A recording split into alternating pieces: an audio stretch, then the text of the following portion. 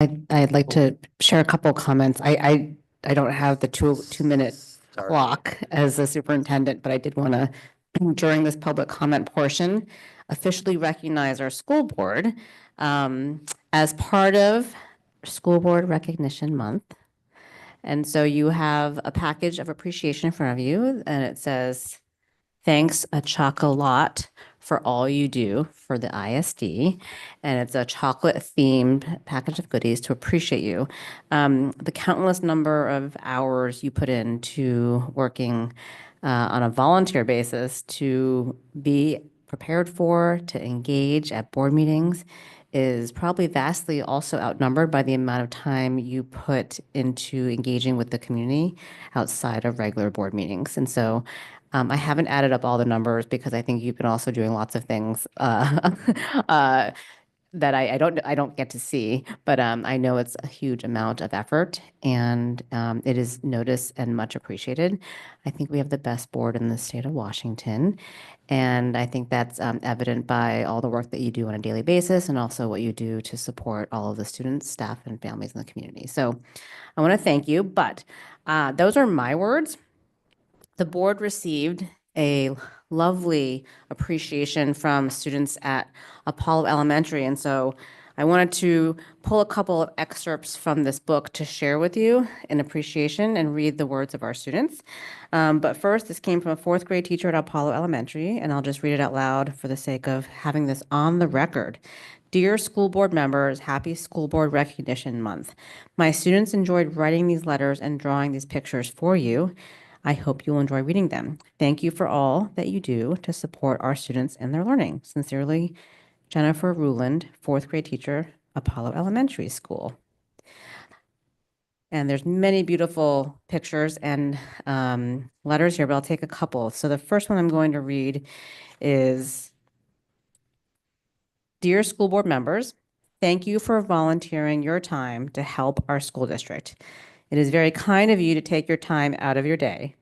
I bet you want to do other things or things in your spare time, but instead you are taking your time and making our school a better place." And this is a fourth grade student at Apollo.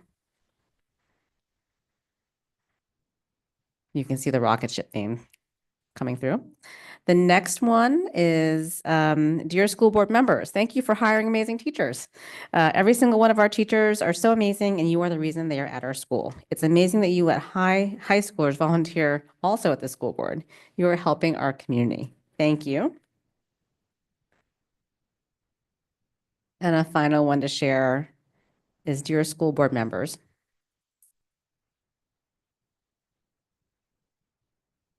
hello, I am Mustafa, and I would like to say thank you for helping our school.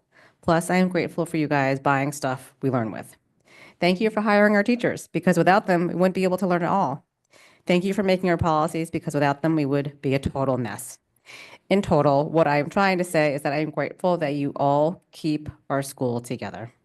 P.S. Have a great School Board Appreciation Month." So thank you for all that you do.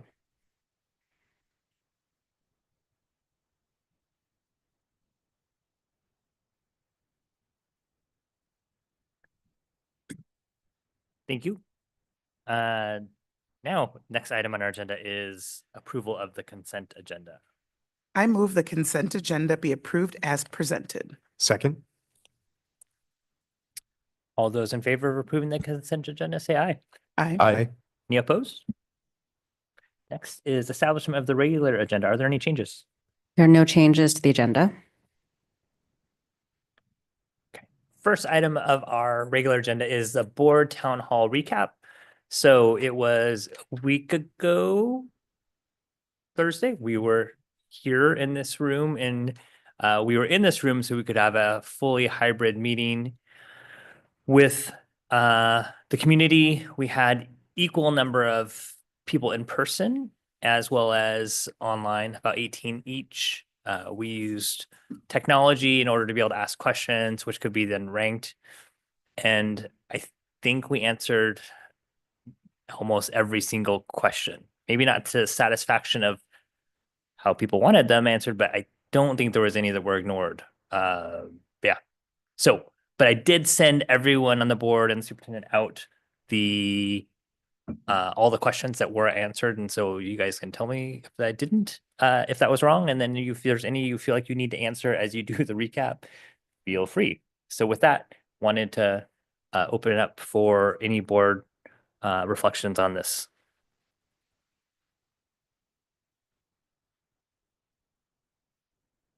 All right, I guess I'll kick us off. I guess my first reaction was interesting, maybe I would say. And I think everybody for attending. I think it's always great when we can get people together when we talk about public education, and particularly funding public education. I wish we had that many people coming to our board meetings, frankly. Just a few reflections that I was writing down earlier before our meeting today. And I think one is, when I reflect on the questions that were brought up, lots of misinformation, which was unfortunate. And I think just the importance of facts, and just want to highlight the most recent mailer that went out that has those facts, and really important that we really center ourselves around what this bond is, why it's important. So that was a reflection too. I think we had, most of the folks that were in the room were from our Providence Point community, appreciate, their interest in the school district.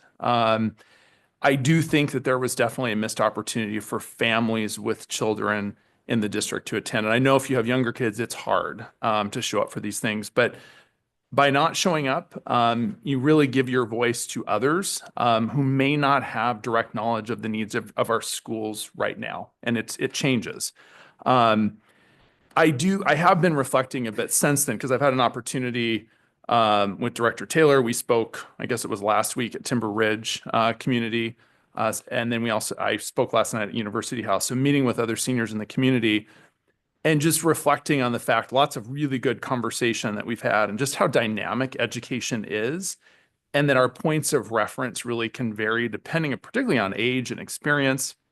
And I was also thinking about a conversation I had last night with one of the residents at University House, who is 70 plus. And she said, I haven't been in high school for 60 years, 60 plus years. And my kids, it's been 30 plus years. So the point of reference obviously is different. We know that high schools are very different than they were 60 years ago. We know that they're very different than they were 30 years ago.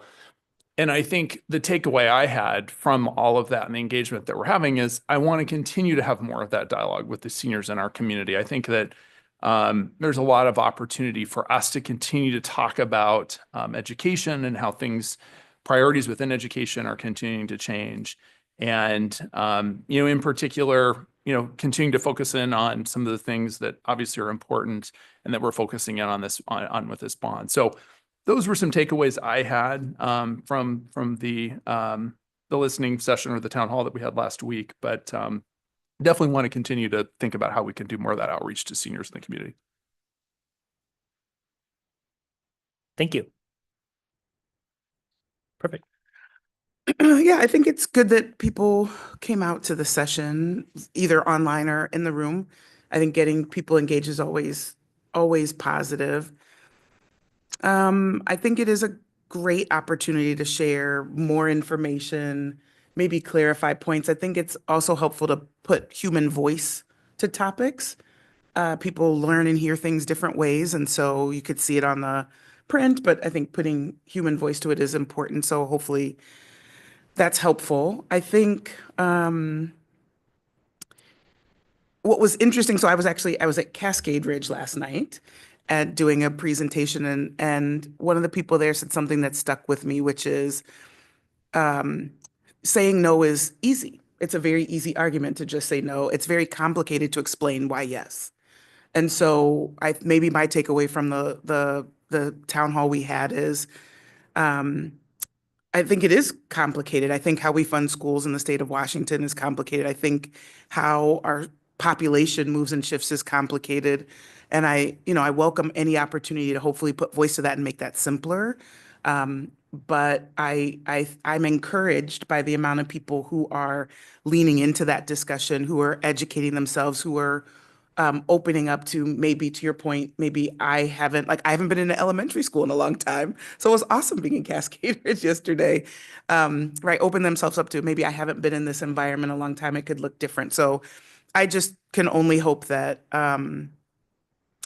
we continue to do our part, which is to share the information we have, share the source of that information, continue to be a validated source of data, and ask that others continue to investigate the messaging that they receive. And I also just think a lot of the information that gets shared is in a basic belief that we're just making stuff up. Which makes me a little sad as a human being. There's no interest or there's no benefit in us making up how this will work. There's no benefit in us making up how the tax rate will look or making up what the population is. And so, I have really long days. I don't have any need to make up statistics at night, right? So I just can hope that those sessions help humanize, that we're not some just crazy set of people. We're people who very earnestly research these topics. We look to outside experts. We look deeply into the analysis, and we make serious, serious decisions. They're not done lightly. They're not done for personal gain or by some whim. And so my hope is that more people can, again, look for validated sources of data and not things made up on people's computers at home. Like, we all have Excel. That doesn't mean we should all be using it. So I think it was a great opportunity. I'm happy to keep the conversation going, and hopefully we can keep bringing people together. I'll keep my comments brief, only from the standpoint of I totally agree with everything that Director Coy and Director Mullins just said. Again, I too very thankful for the opportunity to answer questions from the community. We actually spent a lot of time in this room with folks. So an hour and a half, as Director Gallinger said, addressed a whole bunch of issues. And we are in the position where we get to delve into the data about enrollment and overcrowding, and also how we finance our schools and all the mechanisms we can do that. And frankly, a lot of that stuff is complicated, and it's difficult, I think, for the public to understand. So to be able to explain that for people that are interested or have questions, and be able to take our time and have that conversation, I think is important. So I was thankful for that opportunity. And I will just say, there were people in the room, obviously opposed to the bond, but I'm glad that we got to share our perspectives. And, we may not always agree, but I do believe we need to continue to listen, and as a community, as we talk about these issues. So I'll leave it at that. Well, you all are so much nicer than me. We already knew that. So my reflection's a little different. I think I left that night with some disappointment in our community. And so I'll say it was led off with a video, which if you haven't seen it, I'm sure all our students have, was a day in the life of an Issaquah high school student. And in part of the video, he's just going through his day and seeing, not surprising any of you who go to our schools, how crowded the hallways are and how long the lunch lines are, because I think it's incomprehensible to people that there would be 1,100 kids at a lunch at Skyline, and more than that at each lunch at Issaquah. And frankly, some of the questions, which weren't really questions or were comments that came up with, pack a lunch, question mark, this is silly to build a new school based on lunch lines. And to your point about trying to simplify something that is not so simple, I think, one, there's more than 1,100 kids at every lunch. Two, we can only make so many lunches to actually fit into our schedule. So I know at Skyline, they're already starting lunch sometime before 11 a.m. that our kids are eating lunch. So we can only fit it so many ways through the day. And most importantly, when I started on the school board, we had a 7% free and reduced lunch rate. And this year it's 15. And so our need has gone up 100%. And with the leadership of our superintendent, we now have breakfast served in 10 of our schools. And so we are absolutely focused on the whole child and focused on meeting basic needs. And this isn't about just so some entitled community can make sure they can have shorter lunch lines. This is factual need that we are trying to serve our community. And it was just frankly disappointing to me and offensive that essentially they were attacking our student and dismissing what he's showcasing as a lived experience of the 2,500 students at Issaquah High School. And for me, that was just exceedingly disappointing to see. And this town hall wasn't just supposed to be focused on the bond. That was what the majority of the questions were. It was for anything. And we tried to answer as many of the student questions that came up as we possibly could, as early as we could in that, in case they had other things to do. But while I don't disagree with all your reflections, I did want to share mine because I think I left that a little more disheartened. And maybe because I was one having to like toggle through all the questions and read them all and see them and get them for you guys like to pitch to see. But that was really hard for me to see of that there would be a segment of our community who would just blatantly disregard the lived student experience, not just about data and trying to propel misinformation, but to basically say like you're wrong and those kids don't matter was just not okay for me. So sorry to take it in a different direction. Superintendent, you were there. I know you were watching, but certainly you're a part of our team. So if you have any reflections, feel free. I first and foremost appreciated the level of insight and details that the board has to be able to navigate all the questions because there was quite a range. Explanation of terms to what happens to our dollars to how does the tax rate move, all those sort of things. And so the board did a great job of collectively, right, and individually addressing, I think, and systematically and intentionally every question that did come up. I was disappointed to see some of the ways people express themselves when it can be anonymous.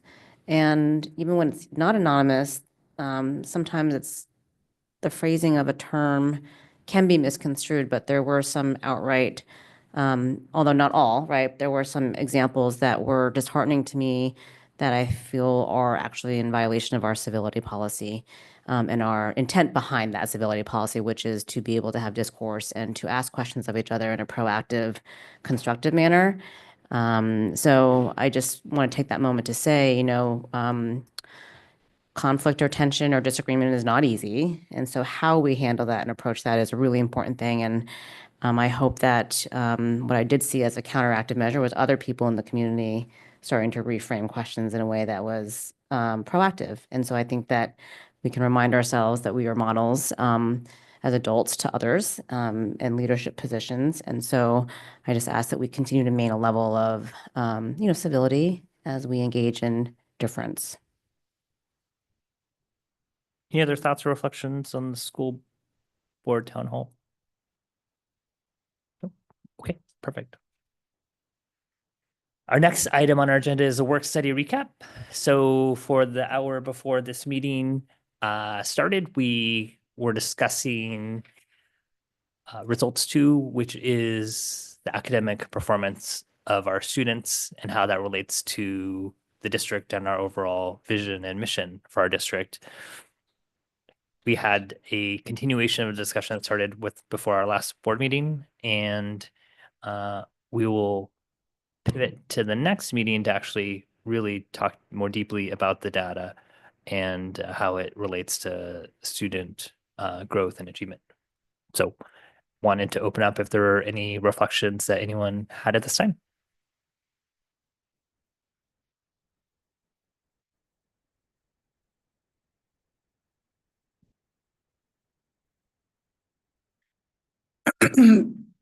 My first reflection is it's really nice to have work studies.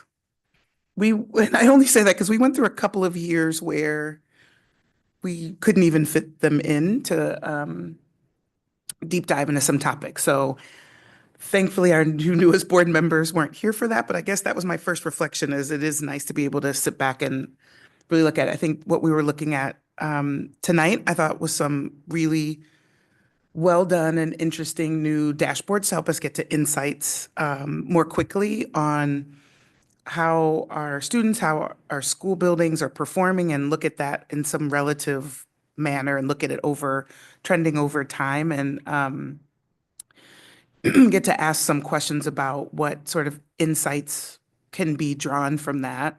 We obviously do that all the time, but having it in a format that was more easily digestible, right? More data points to compare at the same time, I think was really helpful.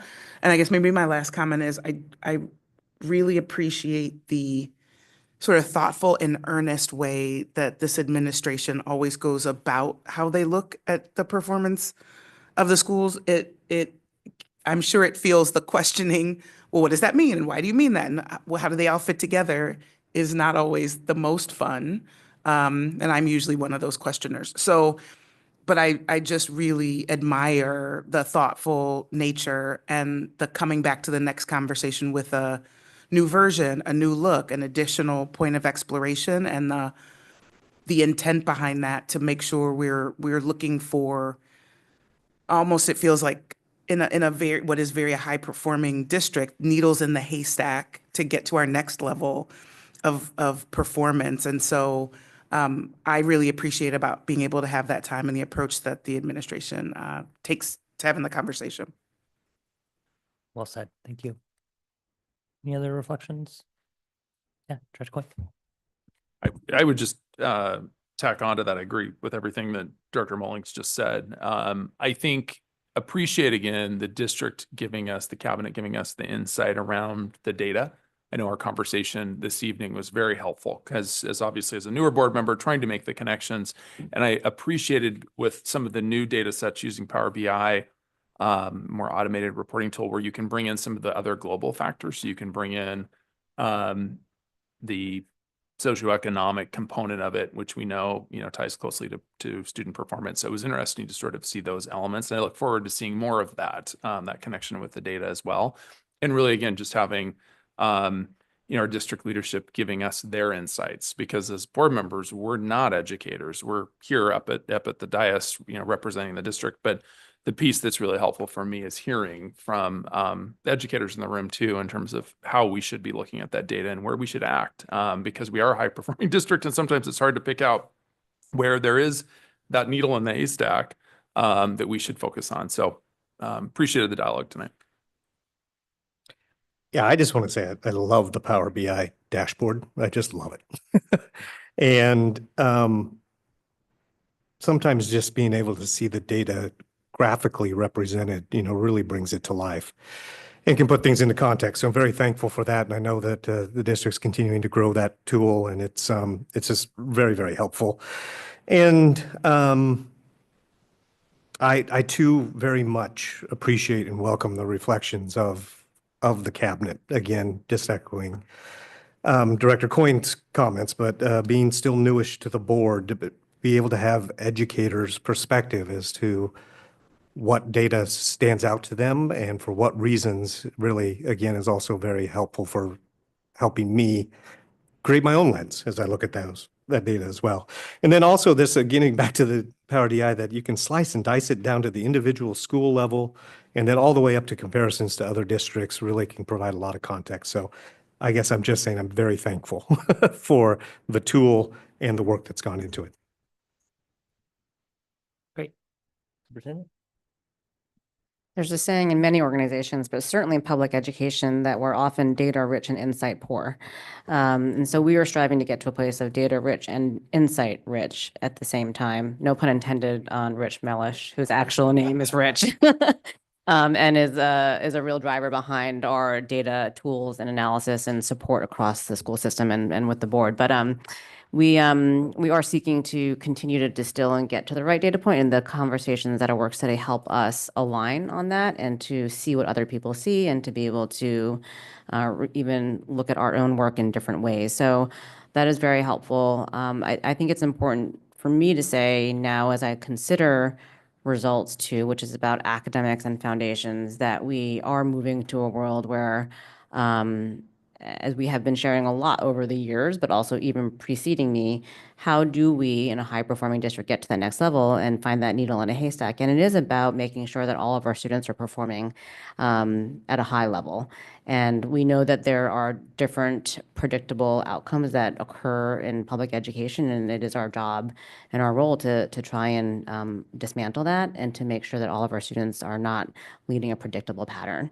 So we do that while also maintaining, high quality of education for all and at all levels. So for us, the conversation on data helps inform that, and being insight rich can help us also drive towards really tangible and measurable results. And I think that's an important and worthy conversation.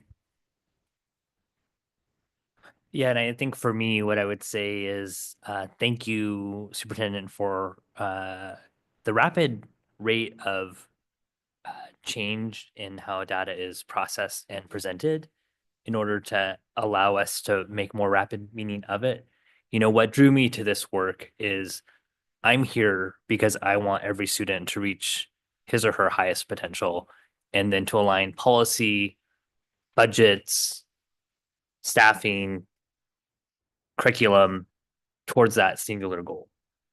And yes, we're a high performing district, and yes, we have crazy high graduation rates and test scores. And yet we need to make sure that our students that are already high achieving still can have high growth, because they can. And we need to make sure that we are supporting students who need more supports, and we see and know that we can do more, because otherwise we wouldn't have the opportunity gaps that we have. And so I appreciate that we have an unending commitment to do better for our students. And thank you to you and your leadership with your team to that. The next item on our agenda is works in progress. Superintendent. Great. I have a couple of things. Some are a couple announcements, and then there's a bit of long-term, short-term, how I talked last time, and then something that I think is very important to share some reflections, as I've been in several schools this week, and what that means in this context and moment in time. So one announcement is important to share, which is that we are continuing to engage with the 5,000-day project.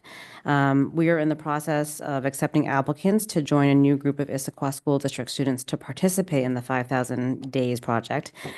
Since 2011, this project has followed a group of about 20 Issaquah School District students as they progress toward graduation.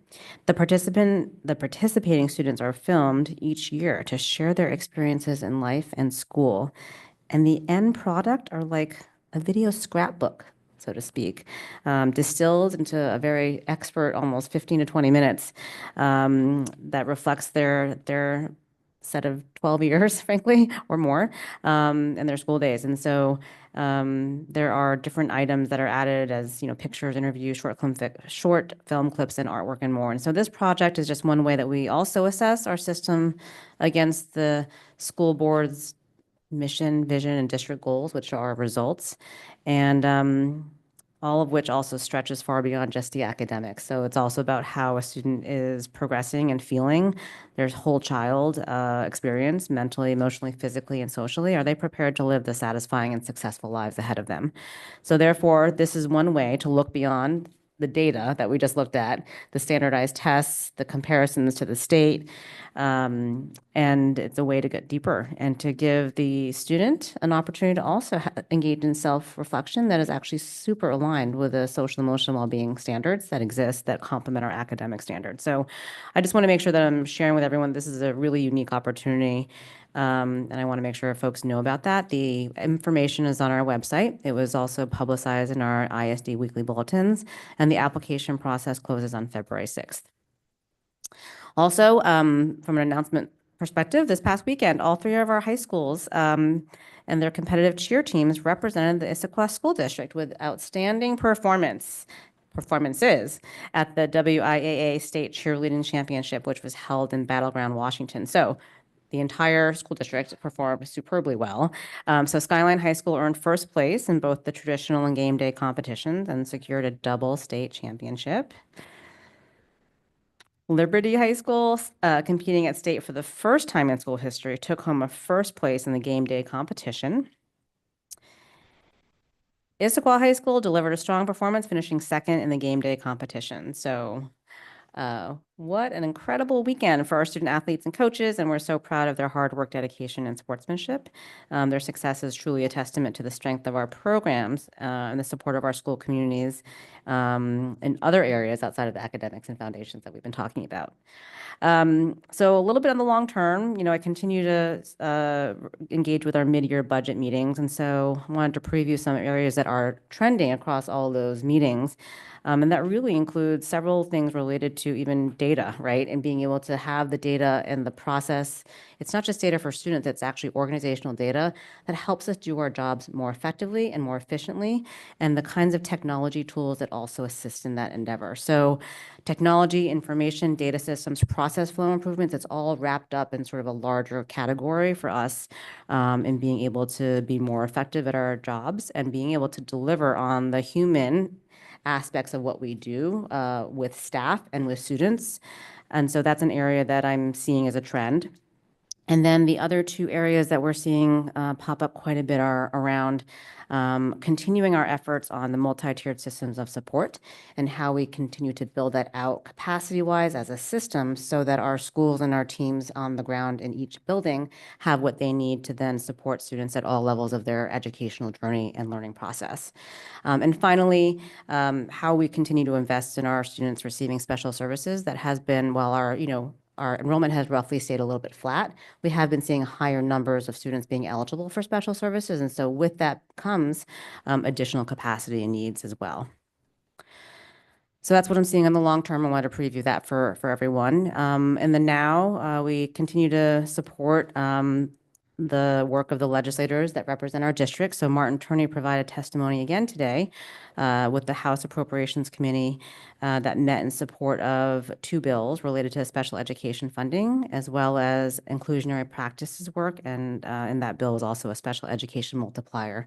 The note here about inclusionary practices is there's a proposal to create centers of excellence across the state, which I think is another important accelerant across the state to better serve all students that are receiving special services and move the needle on their academic progress. And then I'll make a comment here. Earlier in this week, the National Center for Education Statistics released results from the 2024 administration of the National Assessment of Educational Progress. I'm saying all these out loud because they have a lot of acronyms and people sometimes forget what they mean, including myself. It's called, also commonly known as, the nation's report card. And it is the country's only assessment of how students are doing and where comparisons can be drawn between states and where you can look at long-term trends. The assessment does measure student progress at 4th and 8th grade math and reading. It does take place every 2 years and includes a statistically representative sample of students across the country. So for example, not every district participates in Washington State. Even if it's a district that's participating, sometimes it's only a handful of schools. And Issaquah has had a handful of schools participate over the past 4 years. But we, as a just reminder, and we do just speaking to what we were just talking about and hearing the board's reflections on the work study, Washington State does outperform other states on the national level, and we at Issaquah across the board outperform the overall state itself in all segments. And so that is something that we need to continue to be proud of while we still have a lot to do and can always determine the areas that we can improve. I do want to take a moment to say that that is something that we should be proud of, and that speaks to so many things: community support. We want to deliver on that promise for the community, especially as we consider how we use our resources effectively. So I've been to a couple schools this week. Our cabinet team had a fantastic visit to Discovery Elementary School, who, as a team, are focusing on universal design for learning, which includes, continuing to promote, practice, and calibrate along the lines of strong instructional inclusive practices.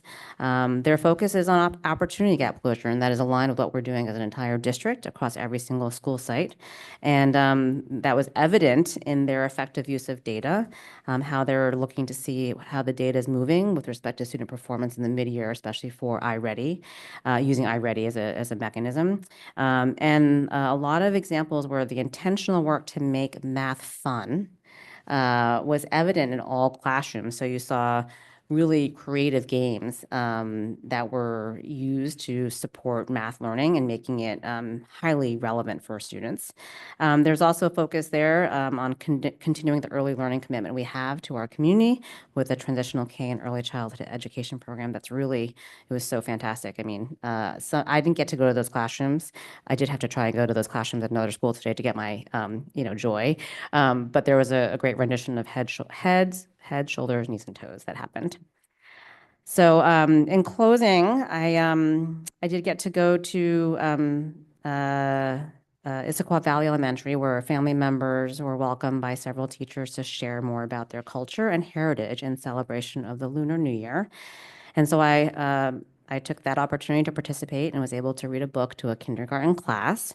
And then today at Briarwood Elementary School, I was able to get to see some of the younger learners because I didn't get to go to those classrooms at Discovery.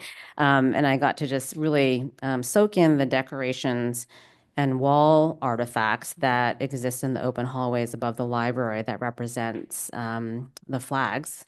There are flags lining up along the open hallways above the library, and that represents the identities of students and their families. And I'd like to just close my works in progress by saying and acknowledge this to the community and affirm to the community that I and we are completely unwavering in our commitment to serving and welcoming all students and their families to our schools for a high-quality educational experience and partnership together in the learning journey. Our team members across all positions treat each student and family with dignity and respect and recognition of their unique identities and their strengths. And we will continue to do so. That's our job every day, to teach each student based on their needs and to ensure that all students thrive and reach their full potential. So because President Moraldo is here in absentia, I think that sometimes she says this quote, which is, all means all, and that's what all means. Wonderful way to punctuate that at the end. Love that. Okay.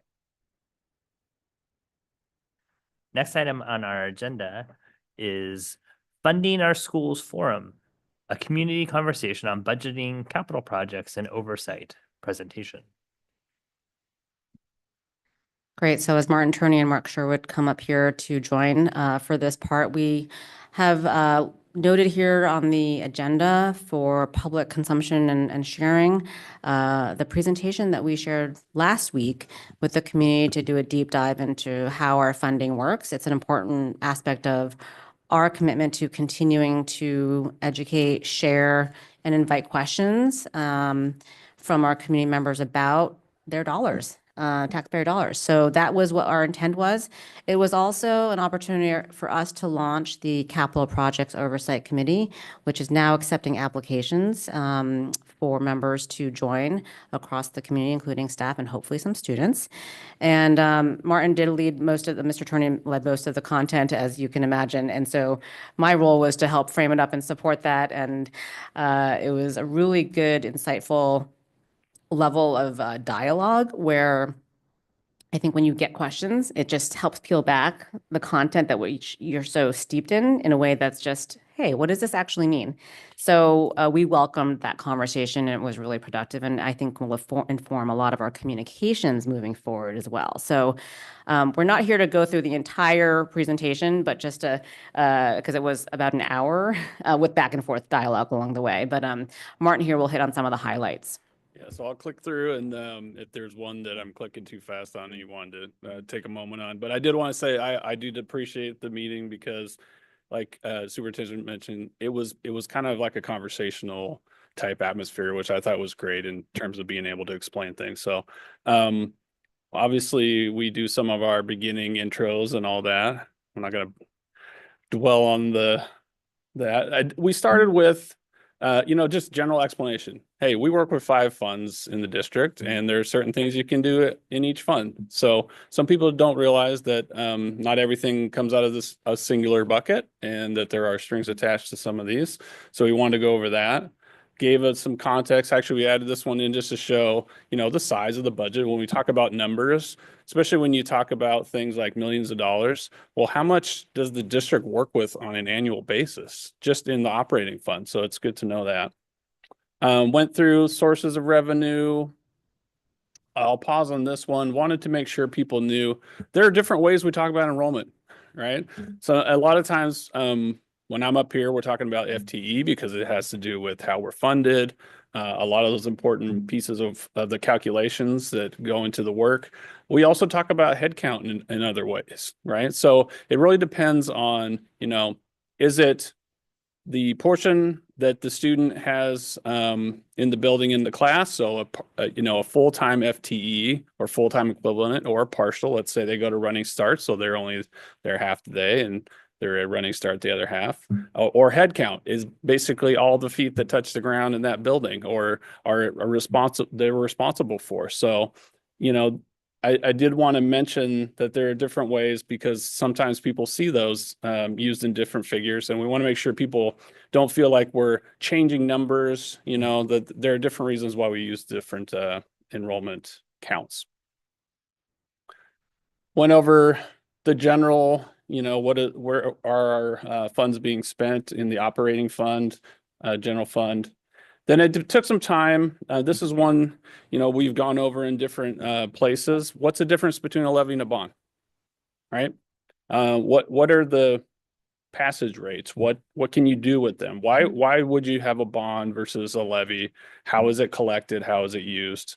But maybe more importantly, I also wanted to reinforce that, hey, we're on cycles of when we go out to voters typically, right? So you won't be surprised. There's a longer period of time between when the district asks voters for passage of a bond, but every 4 years, typically, there are operational levies that we come and ask for, or bus levies, critical repairs.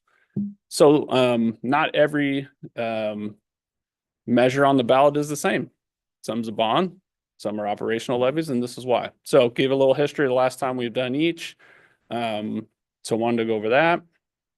Again, a little bit more about what each type of levy is, because we typically talk about levies. We talk about the educational programs and operations, that general fund operating one, but we have a couple other levies, so we want to make sure people knew about that. What's enrichment under the EP&O? Wanted to give a little context on, state funding and where the gaps are. Obviously, this looks familiar. We're talking about these big three in the legislature. So I want to make sure people understood really where those gaps in funding are in these three areas in particular. The budgeting process, typical calendar. Spent a little time on this one, kind of the philosophy of expense management, strategic plan investments, and then start, stop, continue. So there are sunset schedules. There are things that we're going to do for a while, see if they work, and they will sunset, or they were intended to sunset in the beginning. We'll have our annual conversations. The superintendent talked about the budget meetings we're having now. Part of that conversation is for people to think about what should start, stop, or continue, right? And so that's how we manage the budget and make decisions every year. And obviously, we want to make sure that we are investing in the strategic plan, because that's an important aspect of what's driving the work. Okay, we stopped for questions. I took quite a few, and then the superintendent kindly reminded me when the clock was running. So, but moving on to this, we definitely want to be transparent. The district has had 3 findings from the state auditor's office recently. This is what happened. So we also wanted to show, in particular, I'm going to run through each of these. The Emergency Connectivity Fund, this was the one where the district had laptops and the FCC had provided some funding. And when we wrote our response and we had the auditors here, we said, well, we don't agree with this necessarily. We believe that we did what we were supposed to. And along the way, the FCC replied to us, and we wanted to bring the language that they used into this meeting. We find the auditee complied with program rules. So we wanted to just show it from the beginning to end on that one.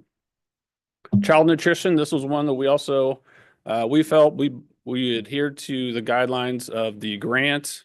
OSPI recently, this is back just this last December, said the OSPI believes district met the intent of the grant. So again, wanting to show the process we receive an audit finding, we have a response, we get a response from these agencies and how they interpreted how we did. We also went into the last of those three, which is the bond resolution non-compliance. So this one's a little bit more detailed. And we wanted to provide that detail because, again, this is about showing transparency and being open to questions. Went through the timeline when the district began to uncover this, decide that we were going to report this to the state auditor's office, and just kind of going through that process, letting people know it took a year for the auditor's office to come back and kind of finalize this one. And in that time, you know, one of those things that happens is that you have an increased amount of scrutiny. So we are confident that what we're doing has been looked at pretty thoroughly within that time frame.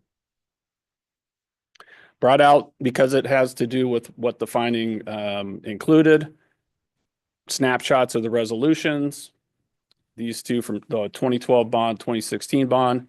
And I also wanted to show how the district properly repurposed the 2016 bond for the purchase of the central administration building and how that was done. I can't remember the year, but 2019 maybe. Then we went in to say, hey, these are the out of scope projects. This is what the auditors found. We want to show you exactly what that was. So these are the 2012. This is 2016. Obviously there's some questions, but we wanted to make sure people knew this is where they got that from. And also, you know, this takes some explanation. It ties to the high school. There were some funds that we had held back because bond funds were used. Other funds weren't. That's why we have funds left over. So in particular, when we talk about the high school and what we have left in 90 million plus 44 now, that's because we have funds that are still in our accounts. Okay. That led us into, hey, what are we doing about it? So we've made some staffing changes as a district. We know that we want to adhere to the best practices and advice we get from the auditors, and frankly, what we need to do to make sure we have appropriate oversight internally. So pointed out a couple positions the district's brought on in the last couple of years.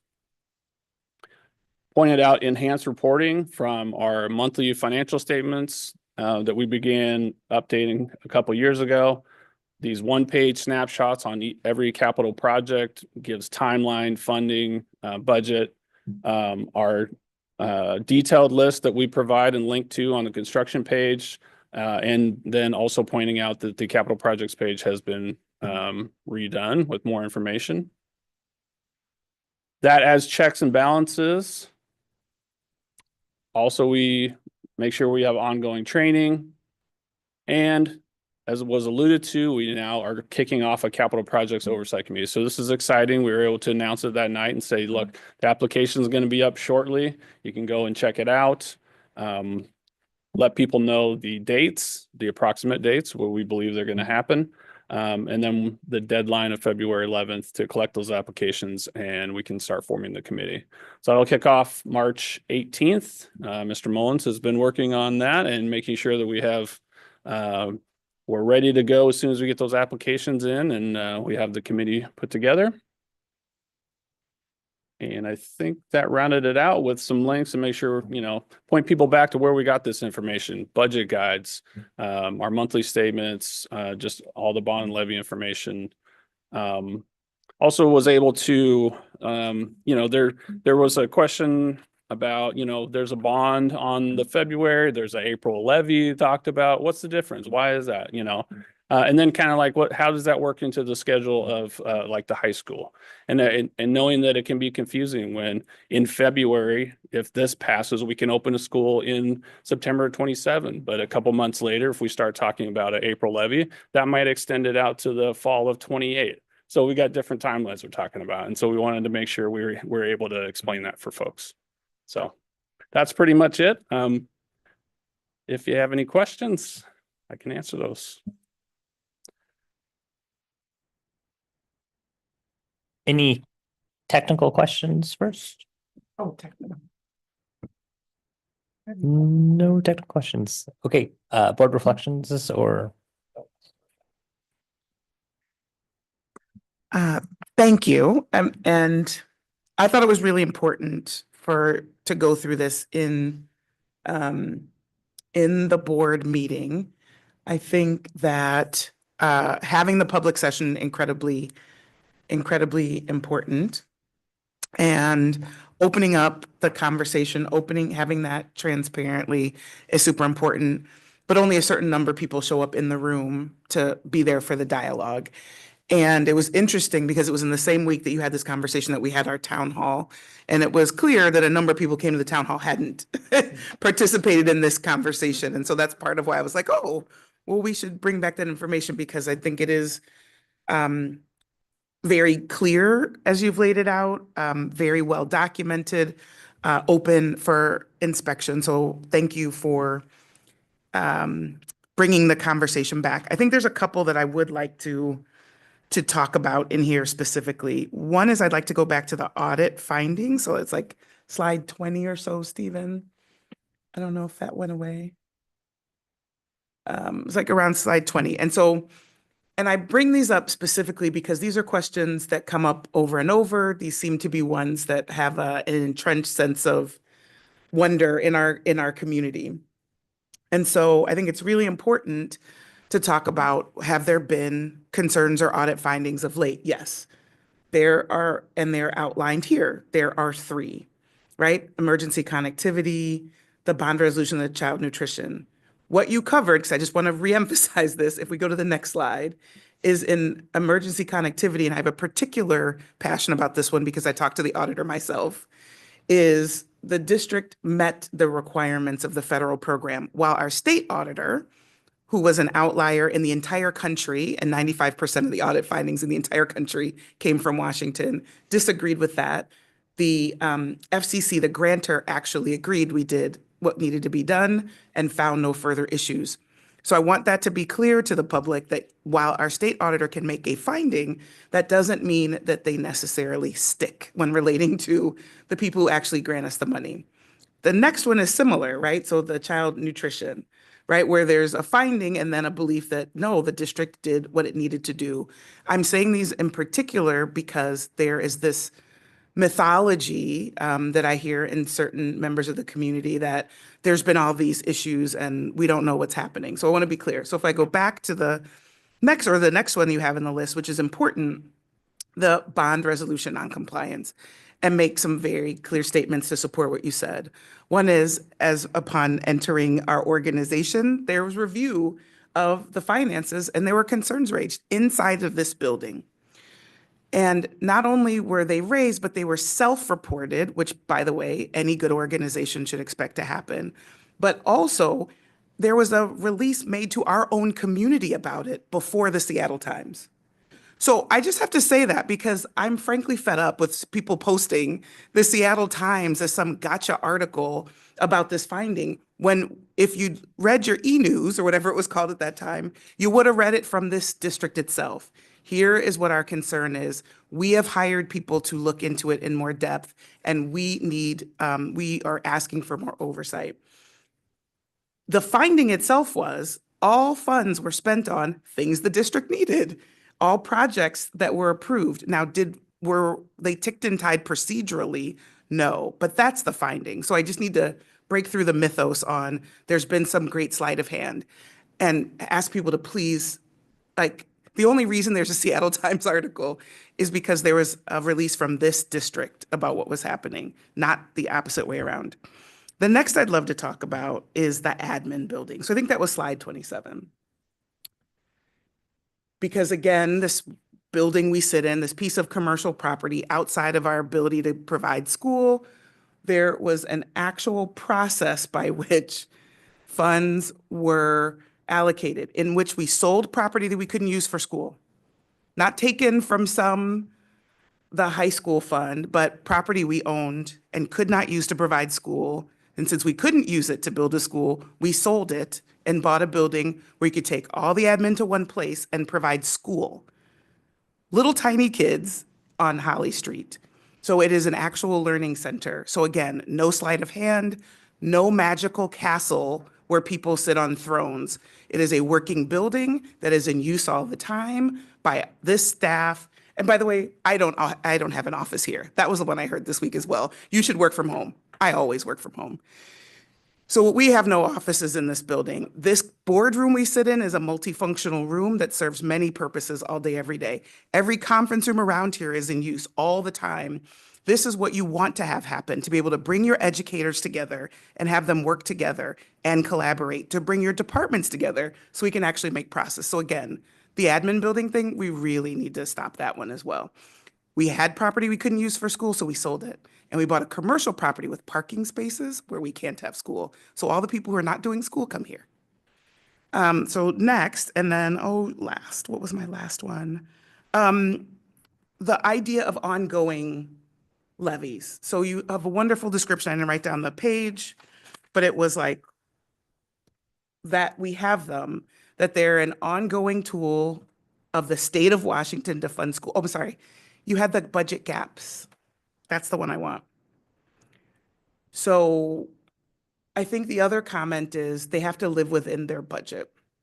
And I think this slide does a really good job of stating, in order to run school for the students we have, that costs something. The state gives us less than that. So there is a gap, and that's what goes in the levy. It's not, again, about having, I don't know, carnivals and discotheques that we want to run. It is about closing the gap that we are required to execute schools, and we do that through a function and tool that is levies.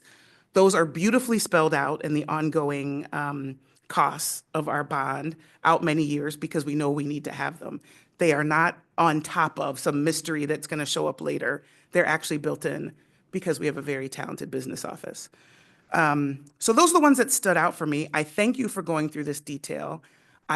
I hope, because I know we express this information over and over to the community, that we can absorb it and realize that this is what governance looks like. This is what good management looks like. And that claims of nefarious intent are inaccurate.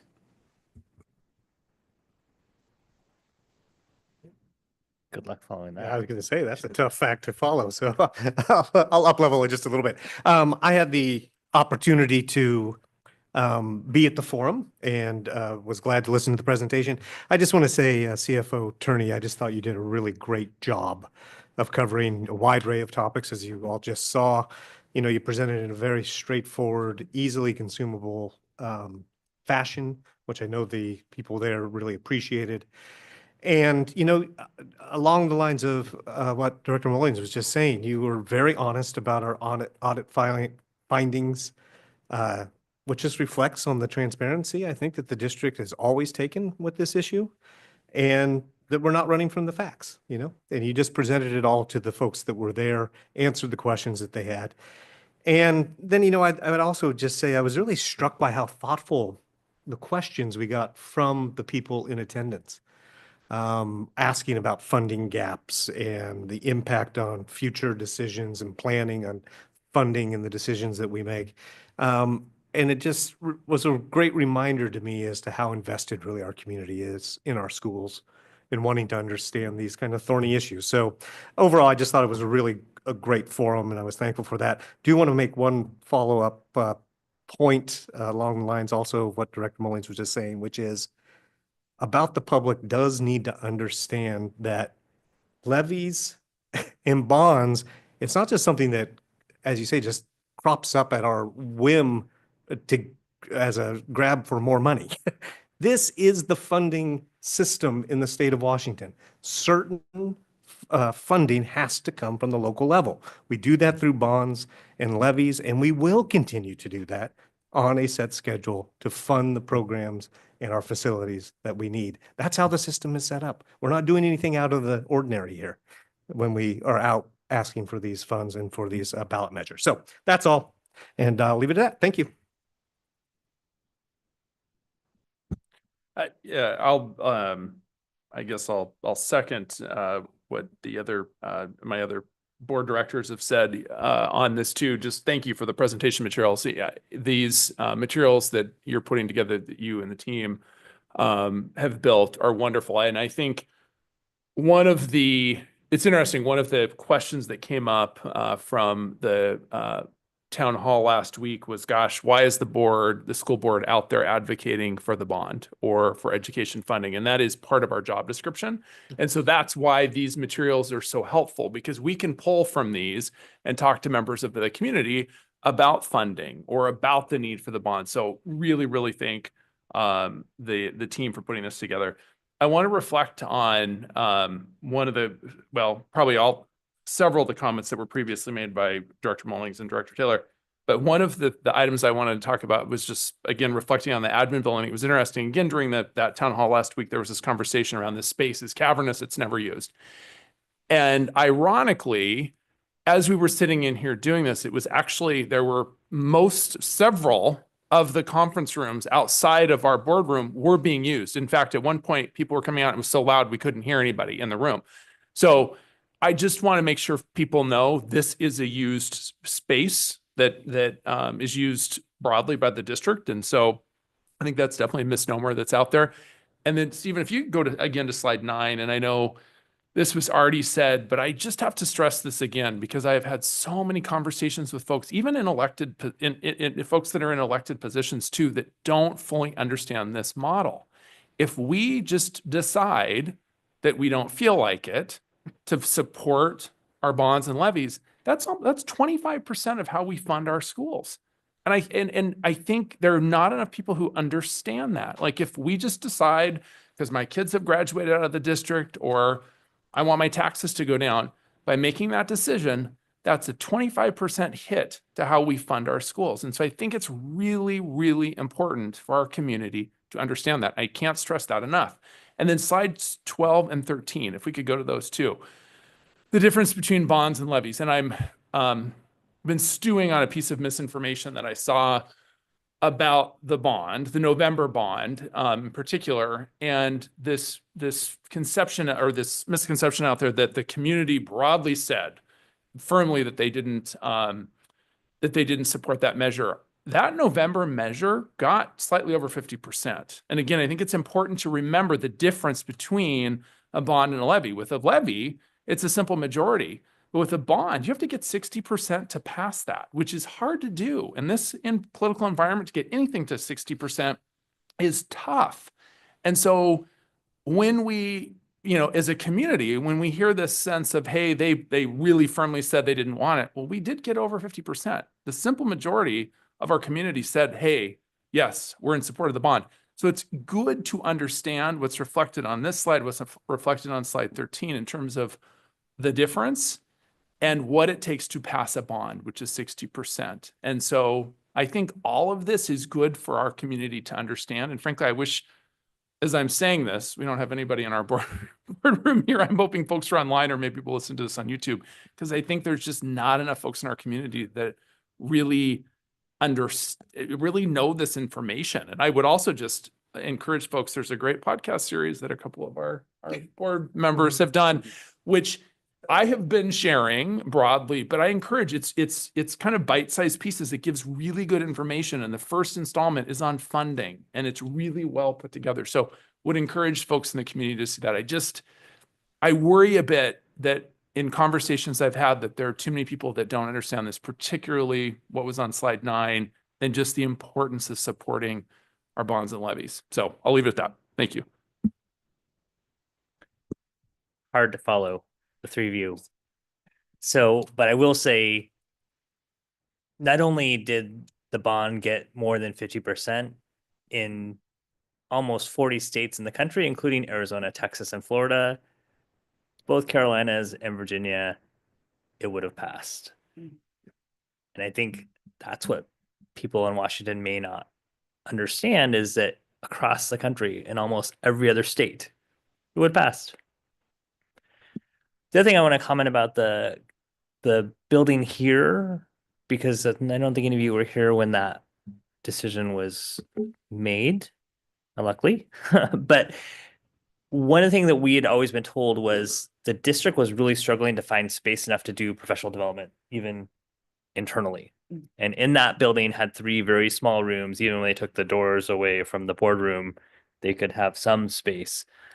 But I think people in our district don't realize that our teachers don't even have their own classrooms. much less there being some extra multi-purpose space that exists in the building for them to use. Again, to say it again, people don't like their teachers don't even have their own classrooms, and I can't even fathom that. For me, and when I was growing up, my teachers had a classroom just like all of our elementary schools, and it's really problematic for our students because they don't have that opportunity to ask this, a question before class or after class because the teacher is jetting to another room just like they are. I mean, so this overcrowding and this lack of teachers even having their own space definitely impacts learning. Any other reflections you had on this topic? Oh, sorry. Yeah, Tashida, sorry. One thing about overcrowding, is it working?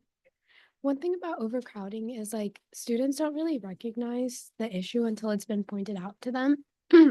And something I realized as it was brought up that overcrowding is an issue, and especially about the fact that teachers don't have their own classrooms, is that like if you do need to discuss like an assignment with a teacher, for example, a lot of times they don't even have like the assignment if it's on paper on hand with them because it's generally in their office. And then it adds so much of a longer processing period for them to even be able to like, oh, next class, I'll make sure to get your paper down here so you can like see your test or like anything like that. And that's another layer of like kind of a delay of like education actually occurring in the moment. And it's just something I wanted to bring up.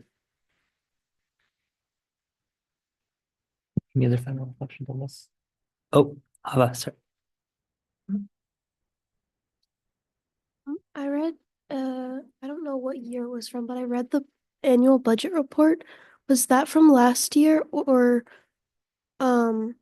is there a new one, like an updated one, like coming?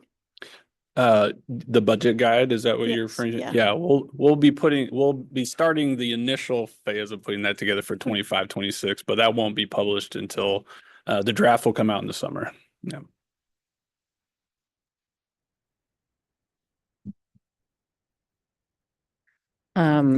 Wait, did you have a suggestion for maybe what we should do for that or a thought about it? Because I feel like there is something behind the question.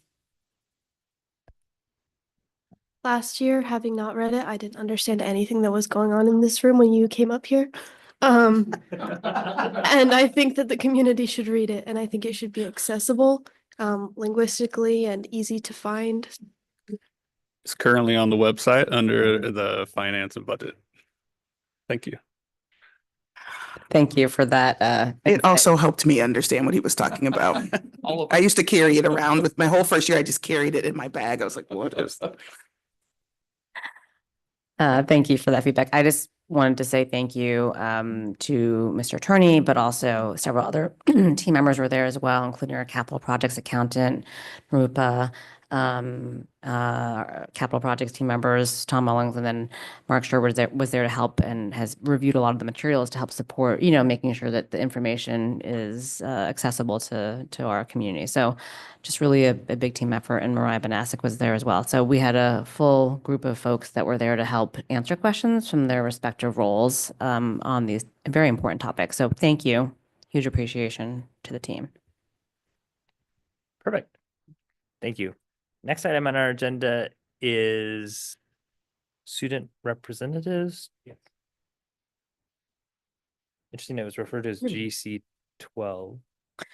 Yeah, so this was an open opportunity to have a conversation before the launch of the process to select the next student representatives and the next cohort as we prepare to, although we're not there yet, say farewell to our senior student representatives, an opportunity for the board to discuss and hearing reflections from student representatives about how it's gone, and this might inform, what to do next in the process as well. So those processes will launch very shortly. I do want to take a moment to recognize that we've had some great things happen for our student representatives. I wanted to acknowledge Aditi Marahali for being the vice chair of the WASA Student Representative Network. And so our students representatives are taking leadership roles not only in our district, but also on behalf of our district across the state.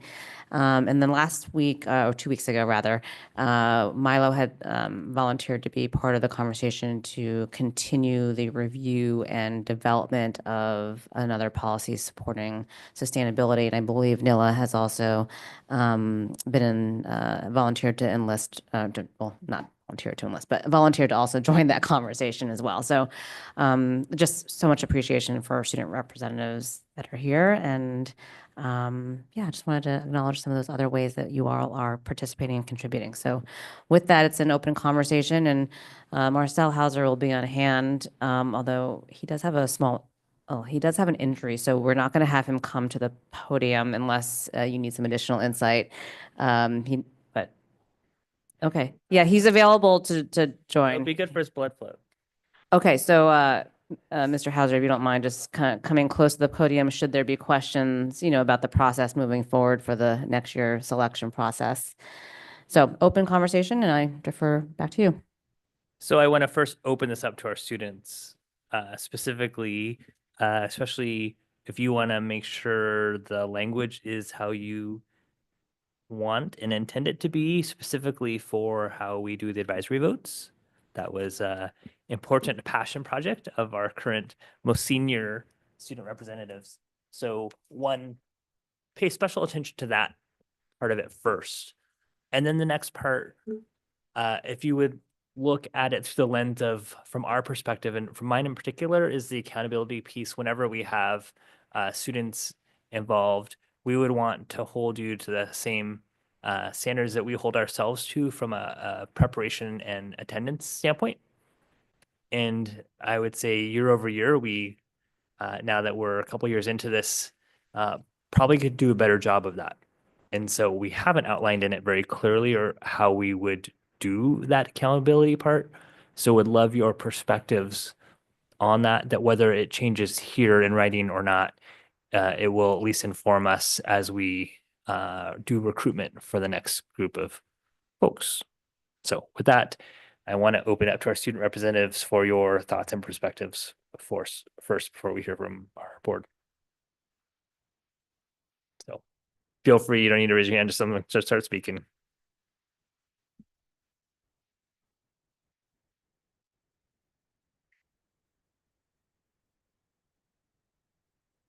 I think first I have a question on 12.3 F.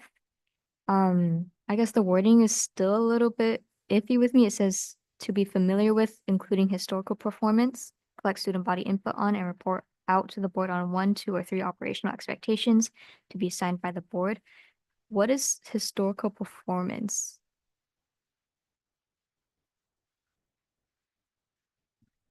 So that was in there. If you look at any of the operational expectations, we'll have data over the course of time.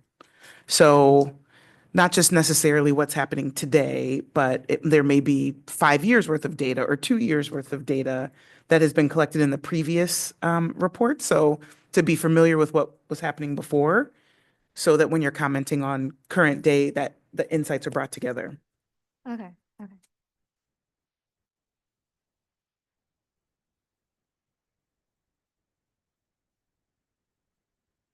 And if that wording could need help to get to that spirit, then obviously we should work on that. I know Director Gallinger, you brought up the wording of the advisory vote, and at least from my perspective, it's exactly what I was envisioning. So I don't see an issue there unless another student representative wants to, discuss that. Great. I just wanted to make sure you had the chance to weigh in on it because that is your touch. And a decade from now, you can point it back when you move back to the community and come sit up here. You'd be like, yeah, I brought that to the district right there.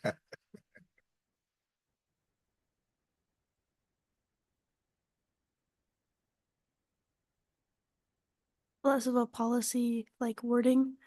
And I think we've definitely improved on it and are improving on it, but I think that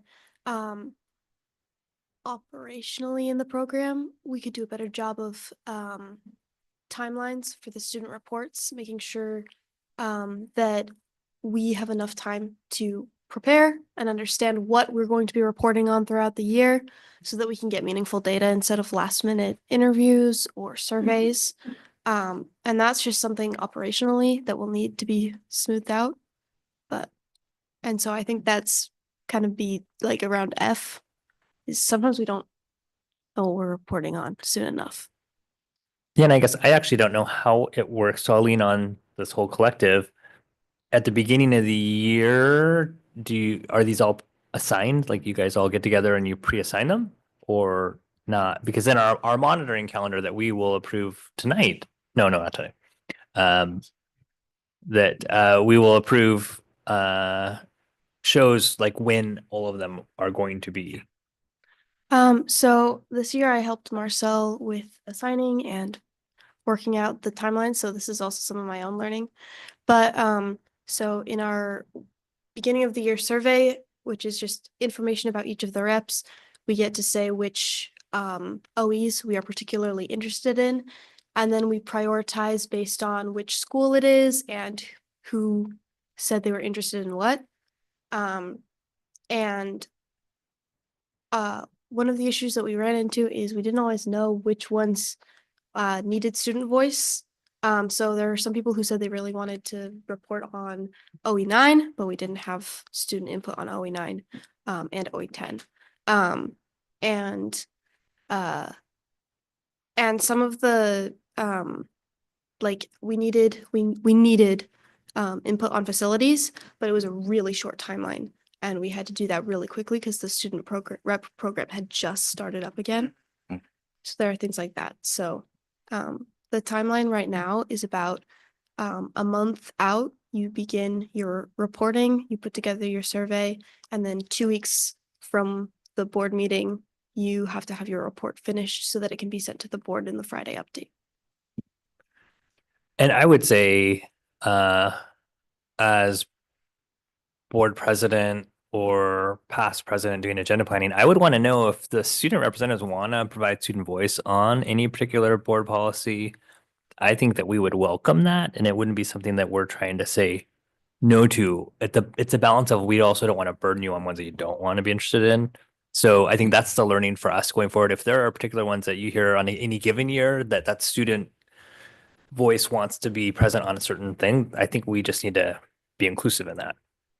Marshall Hauser, Senior Advisor in Strategy. I agree. I think and Hava, you broke down the timeline perfectly, so thank you. We do send out a survey early in the year to make sure there's interest in the different surveys. And I think there's representation across the most student-focused OEs. I think in results too, so as an example of one right now where just it falls within the timeline of the winter break. So you're kind of juggling between finals, winter break, end of the semester, and data reporting. The other piece we ran into this year was around survey fatigue. So we recognize we survey a lot. So the students actually empowered them to decide how they wanted to collect student voice. So they decided to go and collect it via just in-person conversations. So telling stories, hearing stories, going in advisory rooms when they can. And we emphasize this year, it's not about quantity with those stories, it's about quality. It's about hearing key insights and things that come out of that, stories that come from maybe students you don't hang in the same circle with, but are lifting those voices up to build a cohesive story around like results too. So it is going to look a little bit different, but like that one is one that I wish we did have more time to do, but it just fell in such a tight window of winter time. But our reps have done a phenomenal job of collecting voice across the board and really representing their school as well. So I will say that's why I definitely hobbled to this mic, because anytime I can really shine a light on our reps, I really believe we probably have the best rep program across the state. When I think about the WASDA conference, I think about WASDA, I think about any event we have, they are showing up either 7 or 8 deep. They're coming on the weekends, Saturdays and Sundays. So I was telling them, as a kid, I wasn't showing up to that. Please, I was playing basketball on Saturday, right? So they're just an amazing group of kids that want to show up and really lift the voices of their buildings up. So just kudos to them for empowering. And I think the last little piece I just wanted to share was not just the advisory vote, but the mentorship model we shifted to this year has been a hit. So a lot of it's been about empowering the reps to really take charge. So Hava being a student intern and a student rep, and the rest of Hava has so many things she's doing. But it's been amazing to let Hava really work in program logistics and help run the program she serves in. So just want to make sure I shine the light on the reps in that way. Thank you for that. Yeah. Want to open up to include board members and certainly student representatives. We want to hear your voices as the conversation goes. Reading through this governance policy, are there any things that jump out at you, especially for directors Taylor and Coyne now getting a year in? Anything that you're like, oh, I have a wondering about this, or have you thought about this? Well, just two quick observations, and then I did have a thought on the policy specifically. But you know, I think about the strength of having students on our board and how helpful that is to have that perspective. I think two areas that come to mind: just the idea of just relevancy. You know, you know what happens in our schools, and that is extremely helpful. You're living the student experience. And then second is, you know, as board members, we only know what we know. We have our certain networks, we have our perspectives, we are geographically distributed across the district because we have, you know, there's 5 regions within the district that we represent. But it is, again, helpful to have just the broader view from all of our schools. So I appreciate that. One question that I have on the policy specifically, and I'm torn on this because I like the idea of having, you know, bringing in a rising junior that then stays on for 2 years as a senior. But I know I have had conversations with some students saying, gosh, I didn't realize, and I'd like to come, you know, and I'm a junior now and I'll be a rising senior and I'd like to be a student rep, and they've missed that opportunity. So I'm torn with this. This was years ago when I was on the Issaquah Schools Foundation board. We had a sort of a similar structure we were building, and I remember having this debate on that. Do you kind of lock kids in for 2 years? There's a lot of benefit because you have someone who's mentoring the younger student. But then does it lock some kids out who maybe didn't know about it and then are wanting to do it their senior year? And so I don't know. I guess I'm sort of 50-50 on that. And maybe I would ask the students on that, because if you have thoughts on that, because I see some significant benefits, but then I also just wonder, does it give maybe a student who's didn't know about it or was wanting at that point to do it as a senior? Because there's a lot of development and maturity that comes as you get closer to that senior year. So I just wonder a bit, I don't know, does that lock us in too much? So I'm just curious. I think from my perspective, I really like the senior mentor and then junior coming in mentee structure of our program. I think a lot of why I like that is because my first year as student rep, it felt a little messy to me. I didn't understand a lot about what we were talking about when we were going over like the bond and like money, financial stuff. And just being able to take that year to be learn how to be more comfortable with the language that we use at board meetings, just being able to speak into a mic. I think that was a period of growth that I really needed in order to be the student rep that I am this year, which is why I really appreciate it. I can understand students wanting to be a student rep their last year in high school without prior experience. But there are from my perspective, there's plenty of other ways for you to contribute to board meetings and represent your school as a student without being a student representative to the board. And I think if we want to advertise those opportunities better, if we want to do better work with advertising the student rep program to students earlier on in their high school career, I think we can do a better job of that. But I like the mentor-mentee structure that we have now, just because it gives student reps the confidence and the knowledge needed to help them be the best student reps that they can be. I would add to that, like Marcel was saying, like we know what's going on in our school and we knew what it was like to be a student rep as a student. And I think there's some benefit to, like, I had a great time working with my fellow rep last year, and it was her first and last year. We had a great time and we got some really cool things done. But it's also, I think, helpful to be able to share your experience as a student for the younger student reps, to be able to say like we can have Marcel say like, this is the program and this is how it works. But it's nice to have another student say, and this is what it feels like, and this is where it got hard last year, and these are some tools and tricks and like best practices that we kind of have been figuring out. which I think is helpful. And it's makes sense to be like, but there are people who get kind of miss out. But like Naomi said, I think that there are like we've seen there are a ton of ways for students to participate in the district.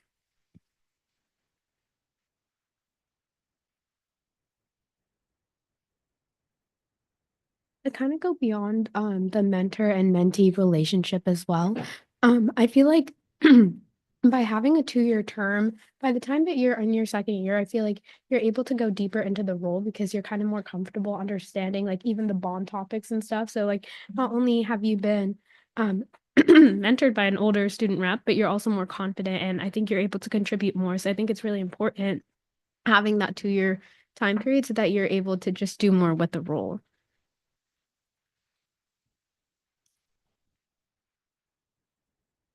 As I just kind of add on to what Dashita said, yeah, without the 2-year rule, I don't think the advisory vote would have been passed. Certainly wouldn't have been the WASDA vice chair. And so I really think that this 2-year rule allowed me to actually dive deep into it and go beyond just a surface level of, hey, I'm going to report on these couple topics and that'll be that.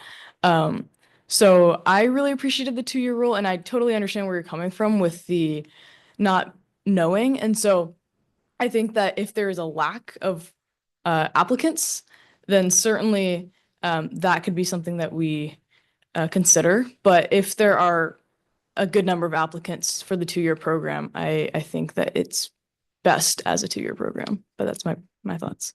Do you have any follow-up questions, Director Coyne? No, just thank you for that. That helps. I appreciate that perspective on it. So thank you. Any other thoughts? Yeah, just a few comments, and I'll take a little bit of this, what I'm going to say with a grain of salt.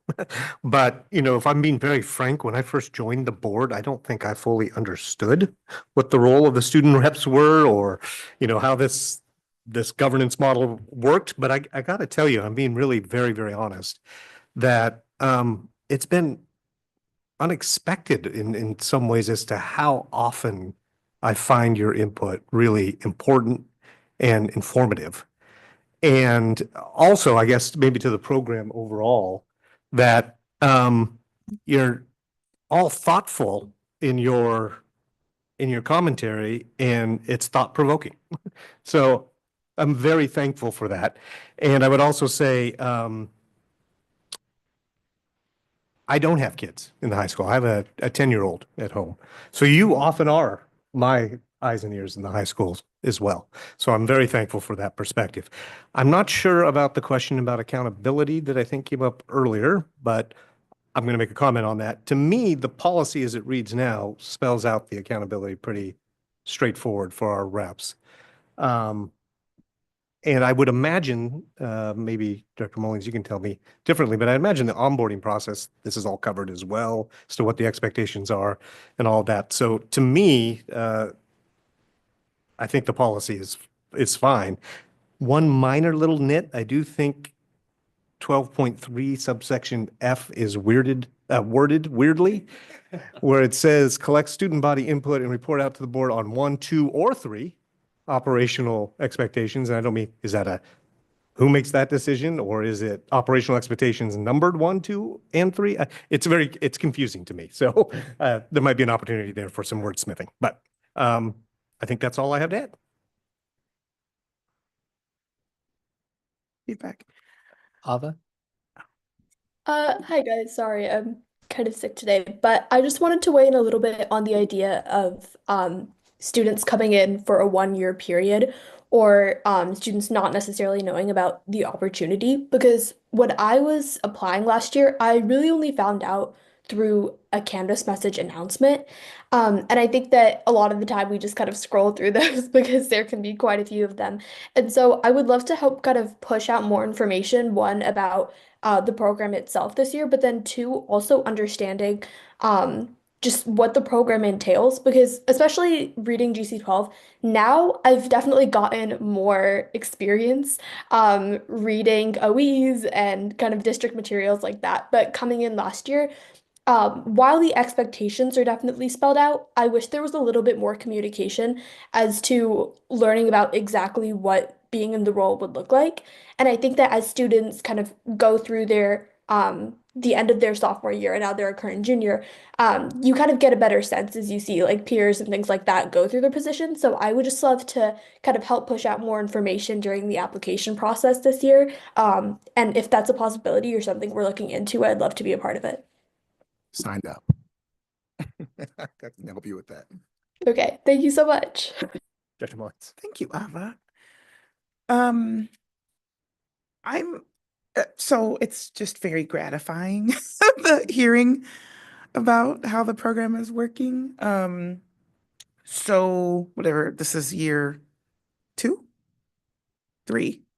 This is year 3 of the program. So we had a lot of bumps on the first year. Like, what was it? How will it work? It's probably part of that 1, 2, or 3 operational expectations, and then what the attendance was. I think that was spotty, or spent a lot more time on setting expectations of participation. I think my question would be, and some of the questions that I think is interesting, even as we go to WASA and other places, is we have an unusual model in which we're taking reps from all of our high schools, which is still unusual around the state. And so I would love to get feedback, I guess, from the student reps on how that works. And as you've been interacting with students in other districts where they may pick 2 for the whole district, obviously some are much smaller districts, so I get that.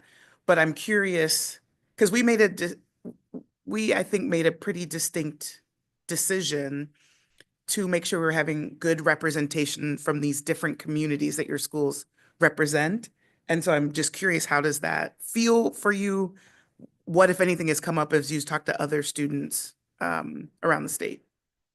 And we have 6,000 high school students. Yes, and we have 6,000. So yes, but it's an interesting logistics question, because it is a way we deviate pretty significantly from the rest of the student rep programs.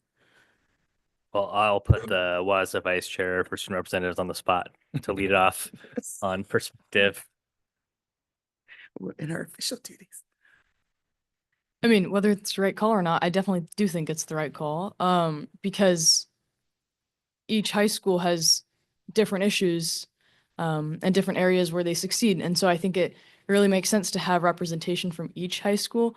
At this last WASBO conference, I had the chance to talk to a representative from the Mercer Island School District. And I gotta be honest, I don't know how many high schools they have in their district. Is it just one? Okay. They had just 2 representatives. And so it's just 2 representatives per high school, I think, is kind of the norm. But I'm not sure how it works for other districts, I'll be honest. But I think for us, at least for me, it's working well.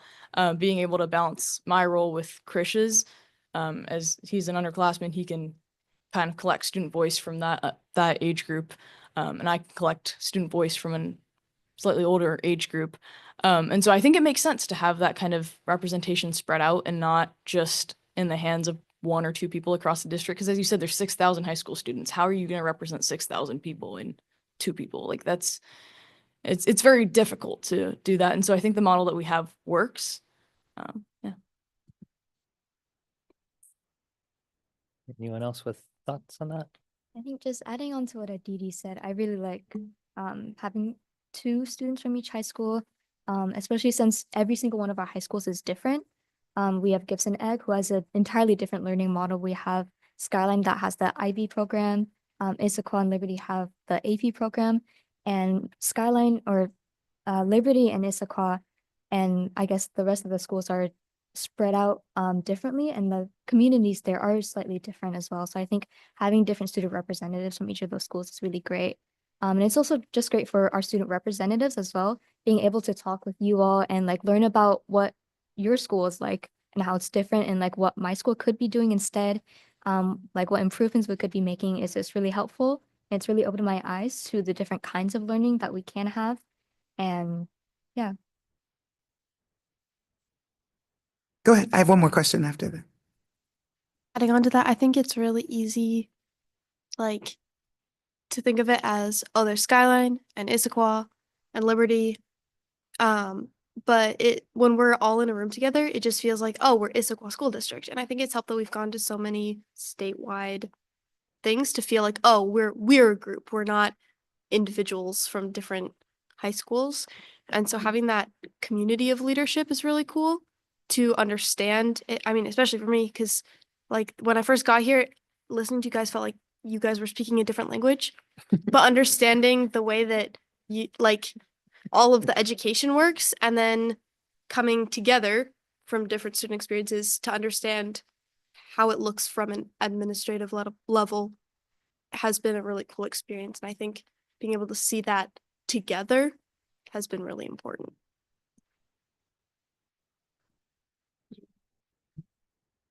You look like you were motioning. There you go. Yeah, I think having two student reps from each high school is not only good for like finding and reaching a wider range and audience, but also with the 2-year model, definitely like going on with what Aditi said, having the older rep and the younger rep definitely helps, I feel, in like getting the younger like students and the older students, and I think that's an important thing. Okay, so my next and last question is, I'm sure you will. I will have to hold myself to it, but it really is, maybe the crux of it is, what I would love to understand is if you all feel like you're getting the development experience you hoped for, or maybe you didn't know enough to know, but, are there things that could be changed or revised if there's something you feel like to get the most or more out of the experience, what might that be?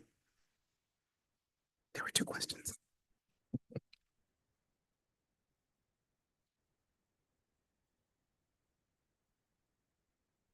Personally, coming into the role, I didn't really know what to expect. I just was hoping that I could contribute to the district in like a productive manner, but I feel like it's been rewarding to a level more than anything I could have expected. And I feel like I've personally grown so much. I feel like I've learned so much about like how the district and the education system just functions and about other high schools. And I think that honestly, it's going excellently. I love the two reps per school model, and I love that we have reps from all of the schools. It just shows so much diversity to us as student representatives to know that we are representing such a diverse population, and it kind of showcases the importance of like telling people about what you interact with on a daily basis, because when you hear from other people, you understand the value kind of hearing them, and you realize that your own voice has a value as well. And I just think that the program has been amazing, and I could not point out many changes personally.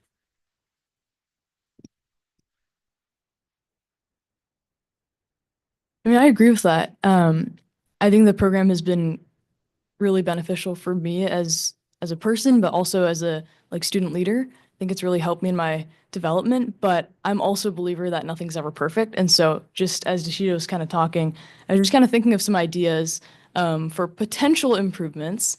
And these are just literally ideas that I had 10 seconds ago, so forgive me if they're not perfectly polished. But maybe it'd be, interesting if we had an opportunity to kind of do a deep dive into maybe something not necessarily policy related, but something else district related. So for example, if someone's really interested in finance, maybe they could kind of do a deep dive into this whole bond thing and kind of maybe work with, the CFO or whoever's in charge of finance, maybe not at the highest level, but a level below, and just kind of understand what that means for us students. And so Hava's doing an internship with, is it Marcel? All right. And so she's really interested in the legislative kind of logistic part of that. So she's getting that opportunity. I know that's through Gibson Next model, but I think it'd be interesting if we had that opportunity to kind of do a deep dive into some specific area that might not be policy related, but still somehow district education related. Just an idea I'm throwing out there. Yeah, I think that's a great idea. I mean, certainly we have lots of subcommittees or roles of the board, like the FACT committee, which is the finance that brings in community members, it brings in our union colleagues, and it brings in the governance piece. There are things where we're meeting with legislators locally, where we meet with city councils. I mean, so there was lots of opportunity that there's like smaller meetings that if people had interest, I don't think there would be any of us that would be opposed to be inclusive of students. But to your point, it sounds like you need to be informed of these as potential opportunities. And that's something that as we go to the next orientation that we can talk about. So if we have people's particular interests, that would be really helpful. And I think that as far as when you do the recruitment, two things that jump into my mind for recruitment that I want to know is, hey, do you have interest beyond policy that you would be that you're curious about? And then I would be curious for the recruitment. It would be helpful if they said, choose one or two board policies that you would be really interested in learning more about to dive deeper into, because then you would get that sense even pre-survey about like what is it that they may want. And then that way we, from a recruitment standpoint, have a balanced recruitment of people. So we're not choosing everyone who just wants OE 12. 16 is usually the one everybody wants. 16 is popular. 16 is a popular one. I would just, what I love about that idea, and I see spitball ideas are the best, is you're also surrounded by a fully functional organization, right? So I think there is a part of career aspiration. I employ an entire team of marketers. I'm sure they may have enjoyed getting to spend time with the comms department here. Like what is that role? What does it look like? HR, teaching and learning, data analysis. So I think I really like that idea of what might be the learning and exposure opportunity in what the district does, how they execute what they do, right? The operations of it. I think that's cool. Oh, sorry. I don't know which order we were going. I think we'll have it and then we'll go back. Kind of speaking to that point, like when I started last year, I was an ASB and I was going to be a music teacher, and that was what I was going to do. And I was only here because I did ASB.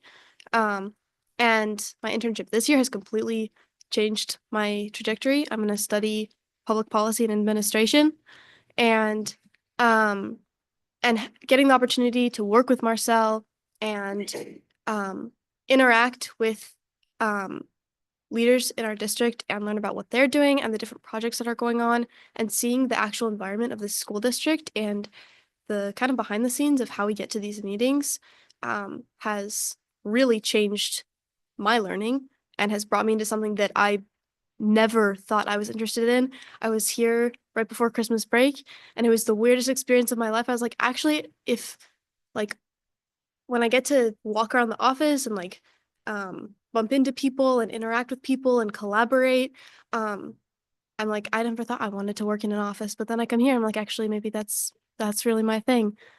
And so I think that idea of inviting students to participate in like deeper in things that are going on would be really awesome, because it's changed my learning and it's changed my trajectory. This entire program has. And so, yeah. I'm not gonna cry tonight. Yes. Where are we going, name? Nope. Oh, I thought we were going on. Maybe to address the issue that we had that seniors are not able to like join in the student rep program because it's a 2-year program in general. Maybe when we invite students to get involved in aspects of the district that go beyond policy, it doesn't have to be a student rep necessarily, but maybe we could invite anyone from the high schools, maybe even a senior who didn't get the opportunity to join when they were a junior, to get involved with the district. I think that could possibly be a cool aspect to venture into. Great. Any other final thoughts? Because we do want to bring this to a closure, since we could talk about this and all your amazing contributions and perspectives all night long, but we also want you to be able to go home. I think Any other final words? Yes, Neil. Yeah, going back to recruitment of the student reps, I think we need to understand where the students who are interested are coming from. Because when I first I guess applied for the position, I had never attended a board meeting. I'd never listened in on a board meeting. I was told that this was a chance to represent your school and bring student voice to a professional level and help your school improve its conditions and the student experience. And I thought, that sounds cool, I'm going to do it. And then I joined the position, and it was not what I expected. Obviously, I benefited so much from this program, and I'm really grateful for it, but it's not what I expected. So I think when we are advertising this to our future student representatives, it would be great to just understand that a lot of students, even just like a lot of community members in general, don't listen in on board meetings and have no knowledge of school board policy. So when we do that survey of asking students, what are you interested in? When you become student rep, what policies are you interested in? Maybe instead of like specific policies, maybe just general, just subjects that the board and the district focuses on to help improve our schools. So that also relates to, I guess, just coming in and working with committees. And that can be just a wider range of inclusivity that we have for our students. Yeah, I think that's all my thoughts. So it sounds like for the recruitment phase, it would be really helpful if there was a couple recommended parts of board meetings to watch. This one seems like a good one, as well as one where they've are presenting. So they get sort of get that sense about what we're giving and what we're getting would be, I think, helpful. So for me, to answer your question, Director Taylor, 12.11, where it just mentions attendance, again, I have a hard time when it's just a feeling rather than standard, because I just don't want it to be done by a feeling. I think that, and it is, if it's not in policy, but it's in procedure, then so be it. But I think students deserve to know what that would be. Like, if it's 50%, is it 60%, is it 75%? I don't actually care what it is. I just care that it's uniform and that students know ahead of time what that expectation is, because I think it's unfair to them, as busy as they are, to not know what bar they must meet. That's all. Addressing that part about accountability, I might be slightly biased because I am part of the team that helped create the advisory vote for our student representatives. But when we were creating it, we did consider the fact that last year attendance for student reps was much lower than this year. And we wanted to make sure that this having the power of an advisory vote is taken very seriously. So we made sure to just kind of think about that and discuss. Part of what our reasoning was for having an advisory vote was having an advisory vote as a student would create a high level of responsibility for us being here. Students, from my understanding, the students that originally apply and sign up to be a student rep are interested in coming to school board meetings and learning and representing their school. The only reason they wouldn't be here is because if they have other obligations. And I think adding on an advisory vote helps to pressure a student in a good way to attend these meetings and just take a high level of responsibility that will keep us from being accountable to not only the board, but to ourselves and also our school, because we are representing them. Looks like you have some final thoughts. No? Yes. Yeah. Didn't know. Don't want to seem like. So my final thought is, I think there's a real, I hear the interest in wanting to better communicate what it feels like to be a student rep. And so I think there's a lovely model we have of the student takeover. I suggest that model, that 2 or 3 of you actually record what that feels like, what it's like to be in a board meeting, et cetera, and use that as part of the advertising. And so I'm just a proud mama. So thank you. Can I quickly share? 10 seconds. I just want to share that we'll start recruiting in March. So typically it's late February, March. So tentatively, if we had a video component, that might push it back a little bit. But that sounds like a whole month to me, Marcel. So we'll get on the video, and then we'll start to spread the word. And thank you, Ava, and others that might want to join in some fresh ideas about how to recruit more voice from different students. So, right. Thank you. Thank you for shepherding this. We appreciate that a lot. So. The next item on our agenda is a 2025 school bond update. And I don't know what you had in mind, so I'm going to take over for a minute.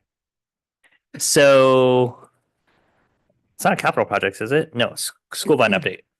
So if you would, Stephen, if you would show the little 34-second clip first, because I want to do not that one. No, it was the one that's on our Bond 2025 website, like right on the front page. Nope. Because I want to spend the first part of our time really reflecting on the work that the district has done, because I think they've done a really outstanding job of messaging this time, and we may not have time to reflect on that at our next meeting. So I want to do that right now. So, and if you want me to take over control of the meeting. No.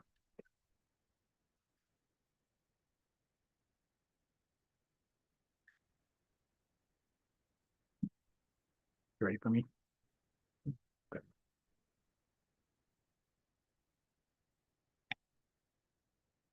Yeah, we're getting there.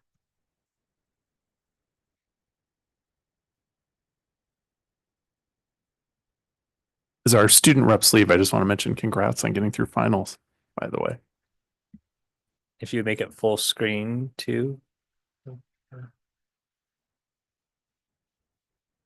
Perfect. And hopefully there's volume.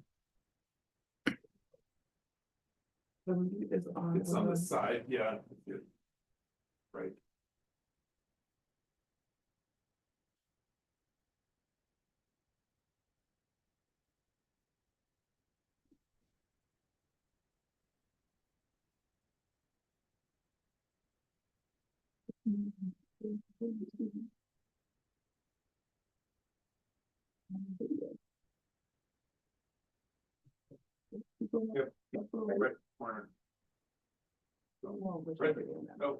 Here. Arrow. Yeah. It says arrow share. No, there's a mute. Keep going. Go down. Can staff help, please?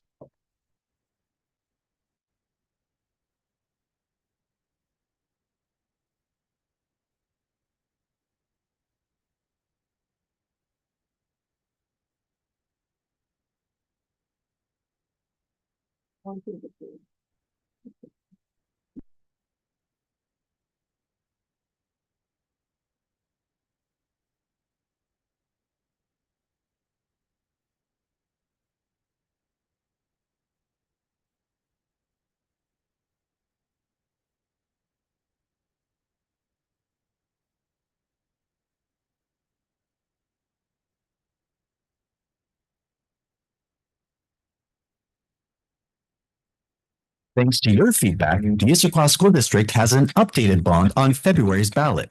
It will do 5 things for our community. 1, make schools safer and more secure. 2, ease overcrowding to help students succeed. 3, maintain the current projected tax rate. No surprises. 4, add project oversight to make sure funds are spent responsibly. And 5, start building the new high school immediately. So that's the bond. You can learn all about it on our website. Oh, and don't forget to vote by February 11th.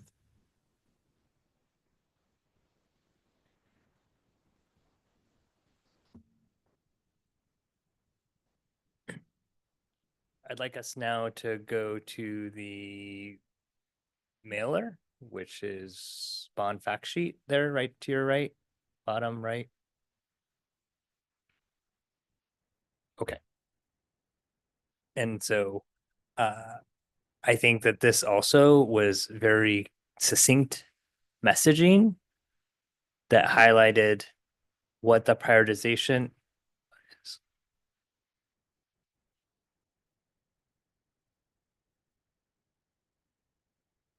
What the prioritization is for this bond. And then I think the visuals on the backside of this were really helpful to highlight the needs now and in the future. Can we go to the backside of this?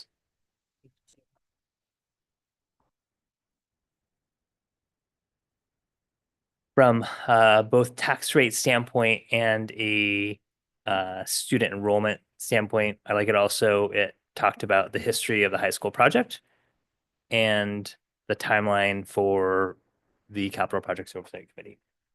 So I really appreciate those 2 things and really think that these were really well done. So I wanted to get those highlighted first and now hand it off to you.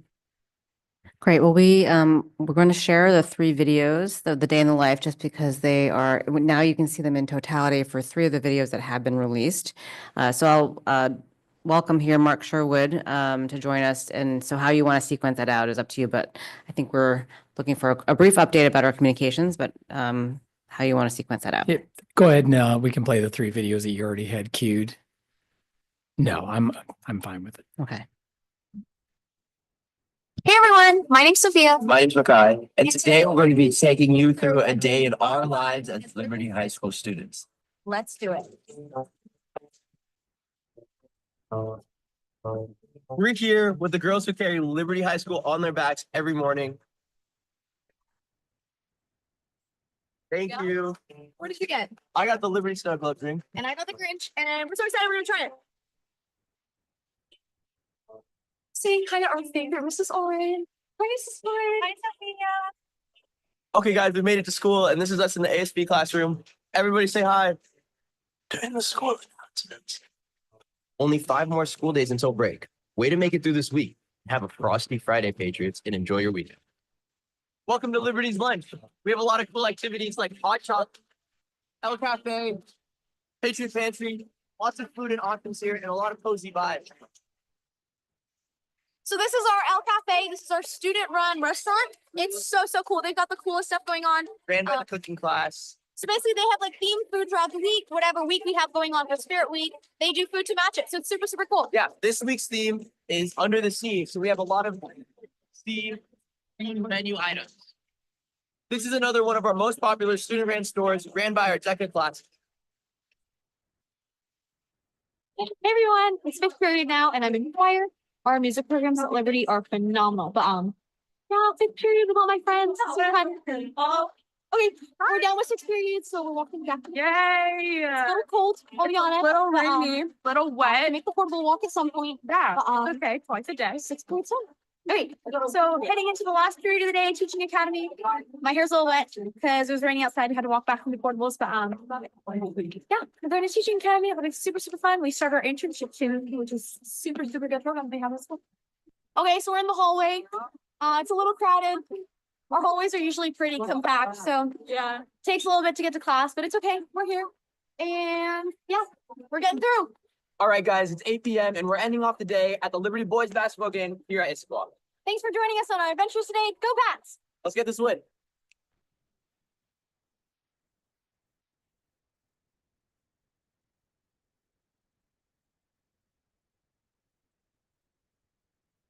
Hi, my name is Matthew, and this is a day in the life of an Issaquah High School student. One of the challenges we face as high schoolers is a lot of traffic on the way to school. All right, I'm here with my friend Sam. We're both headed to our first period with band. Now, Sam, what's your favorite part about band? I guess my favorite part would have to be the people in it. People in it. Love that. Love that.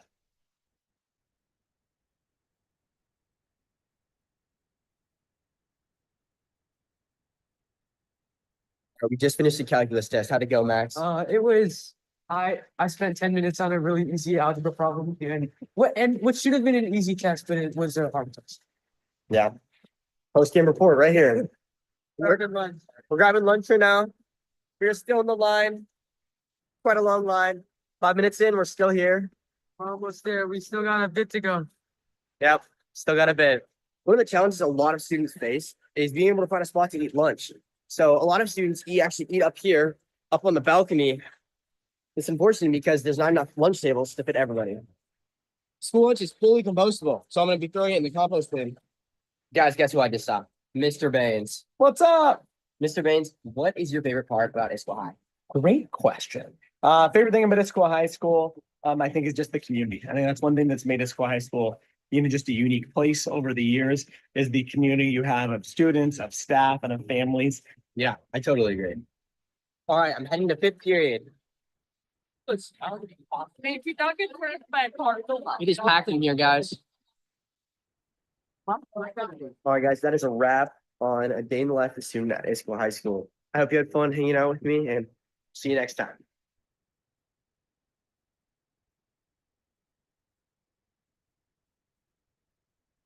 My name is Archita, and here's the day in the life of a Skyline High School student. So this is at about 7:45 in the morning, so the lot is relatively empty, but as you get closer and closer to the start of school, it does get packed. So traffic is pretty bad in the mornings on the way to school. I know it's wet. We still get high fives. Happy High Five Friday. I'm heading out to first period, which is in the portable. So you can see it's pretty rainy and it's pretty cold. Hi, I'm with my friend Risha and we're walking to ASB now. So our ASB splits up into committees. So these guys are working on our MLK assembly. These guys are working on planning a basketball tournament, a really big one for March. Hi, I'm with my friend Aubrey and this is what Skyline Lunch looks like. We always have a bunch of cool things going on at lunch, so let's go say hi to our student store. Just wave. Wait. Just got a cookie. We were still. Hi, we just all got out of math. All right, I'm with my English teacher, Miss Bose. Miss Bose, what's your favorite part of Skyline? The students. Number one, because that's what keeps me coming here, an hour commute coming here and an hour commute coming home. They are involved, they love to learn, they're positive and they're kind. And that's what keeps me going every single day. Love it, thank you. We just got out of econ. How was the quiz? Aced it. This is ASB all at the wrestling match together. All right, that was all. Hope you guys had a good time watching.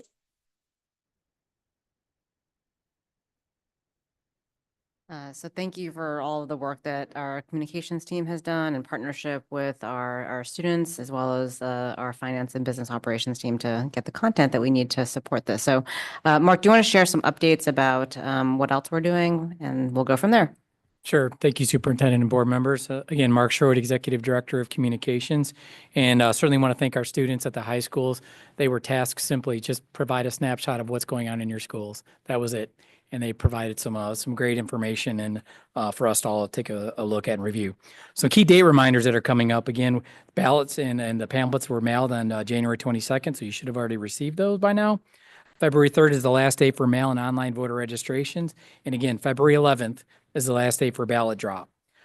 Just want to remind everybody, we do have a great common question section. Our board members were talking about myths. A lot of those myths are provide factual information, and that's what we're tasked with. So again, visit the common question sections on our site, and it provides a lot of the information that our community might be either looking at or using or saying differently. I do want to focus on some of the high level results of our communication efforts, so at least you can get a little bit of a snapshot of what we've done. We've been updating our bond webpage, including the common question section, based on community feedback. So it's been a living and breathing document section for us in a very short time frame. More than 37,000 bond fact sheets were mailed to homeowners. We placed many lawn signs in our community and making sure with my team we were adhering to city ordinances and regulations. We've shared bond facts at our school board town hall, financial forum community meeting at Cougar Mountain Middle School, district and school-based PTSA meetings, and local association meetings. And also at today's City of Issaquah State of the City event, where the superintendent presented the state of the school message. In terms of digital reach, we have been leveraging our channels with posts, reels, stories, videos, and podcasts on our websites, on Facebook, Instagram, YouTube, Nextdoor, and Google Search. Here are some highlights. As of this week, our messaging has reached over 300,000 adults across Meta, Google Search, Nextdoor, and generating over 2,000 clicks. Our click-through rates, a lot of people say CTR, click-through rates, are performing well above industry standards on all of the platforms. On Meta, our click-through is up 908% compared to last month, and we have delivered over 33,000 video views. On Nextdoor, our click-through is 3 times over benchmark. On Google Search, our click-through is over 300,000 above benchmark. On YouTube, users have seen our bond messaging almost 50,000 times and registered over 20,000 video views. And interesting in terms of demographics on YouTube, men and women aged 45 to 54 are the most engaged users, followed by the age group 55 to 64. So sometimes we think of our younger generation of being really engaged. It was interesting to see a little bit of an older demographic taking a look at our videos. Our student day in a life videos have exceptional engagement with views over 16,000 on YouTube alone. And our school board podcasts have demonstrated some early success with almost 2,000 views on YouTube. I just set up a lot of metrics, and what does that all mean? Essentially, in a very short time frame, our team and its partners have done a wonderful job to get bond facts out to our community for the review and consideration for the February 11th election. I'm going to take a breath now if you have any questions. I was trying to be brief.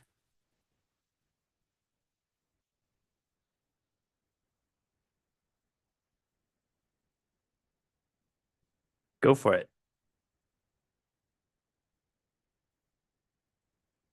I guess, I think last time we looked at what was upcoming, are there any, I guess, key upcoming items we have, or have we kind of worked through our calendar?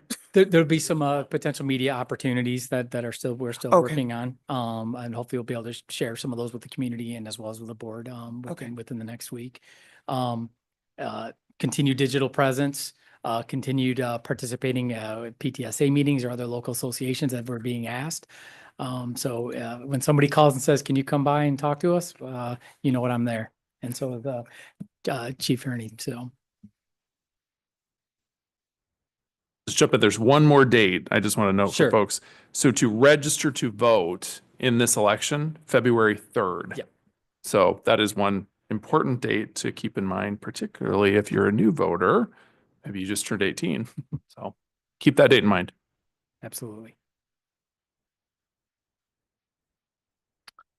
I also appreciate that you're highlighting and addressing the myths out there. I'm wanting to get that shown, but you have so much blocking on the network that is making it about impossible. So, no, I know, but like, is there any way that you've been able to figure out how we can show those? Because I am trying as well by even getting off the network, and it's a bit, yes. Yep. So I appreciate this as well that you posted, which is really helpful. So we just walk through those. Sure, and then we began with 3, and we're working on another set of 3, and then they'll be in rotation throughout to till the end of the election. You can go to the next slide. So again, a lot of you've seen signage and information that are leveraging a previous bond in November and trying to put out basically a myth total. So again, this current total is $231.6 million. It's not $642.3 million. Go to the next one. Another, taxes will increase. The tax rate is projected to remain stable. There's also a great tool on our website. You can go to the King County tax assessment, put your address in. You actually can see how much it potentially is going to be. It also shows you a great breakdown of where all the other categorical elements of your property taxes go to. So there's been other information out there about 64% of your property tax are going to the school district. And if you actually see that, it actually ranges between 30 to 35 depending on where you live. But it's a great tool if you go to the King County website. For the next one. The district collect, yeah, and this is the one I jumped ahead. I apologize. But again, yes, there's a great tool on to really see what your percentage is on base where you live. So, but I would go back to that one and read it because I'm sorry. Myth: the district collects 64% of your property taxes. No, depending on your location, approximately 30 to 36% of your property tax goes directly to Issaquah School District. Other property taxes go to the state's general education fund, which is distributed to all school districts in Washington. So when you see the pie chart, you'll see something that's, basically state school fund and one just school fund. And I think some people were combining those two, trying to demonstrate that we're receiving that entire 64%, which is incorrect. Yes. So again, I just want to appreciate not just the robust amount of information out there, but the focused messaging and the responsiveness to the misinformation that's out there. And there's still a lot more out there, as you've said, but I really, really appreciate this because I know you have a team of perfectionists, so you want to get this perfect before you release it. And I know that can sometimes slow response. So I really appreciate that this has been really rapid and really spot on. Yep. Our comments on messaging. Yeah, Naomi. I guess going back to the first myth, I've also seen it on some of the lawn signs around the community about the bond and levies being over 600 million. I guess your correction to this myth only details the bond. I think it might be helpful to also mention the levy. So combined, the bond and levy would be how much money? Well, and I probably let board members. I'll answer Thank that. you. So should the bond pass, there will be no levy. Like this, the levy is totally contingent on if we have to get money the other way. And what we heard in the November feedback was there was I don't know what percentage of the community that wanted to pay for it without having interest. And so if they were voting against the bond because they wanted a levy that would not have interest with it, then we were going to give them that choice. But that would require a tax rate increase. And so in our ideal world, we would like to keep the tax rate stable. I think that's always our goal, is predictability. And that's what this would do. Right. Thank you.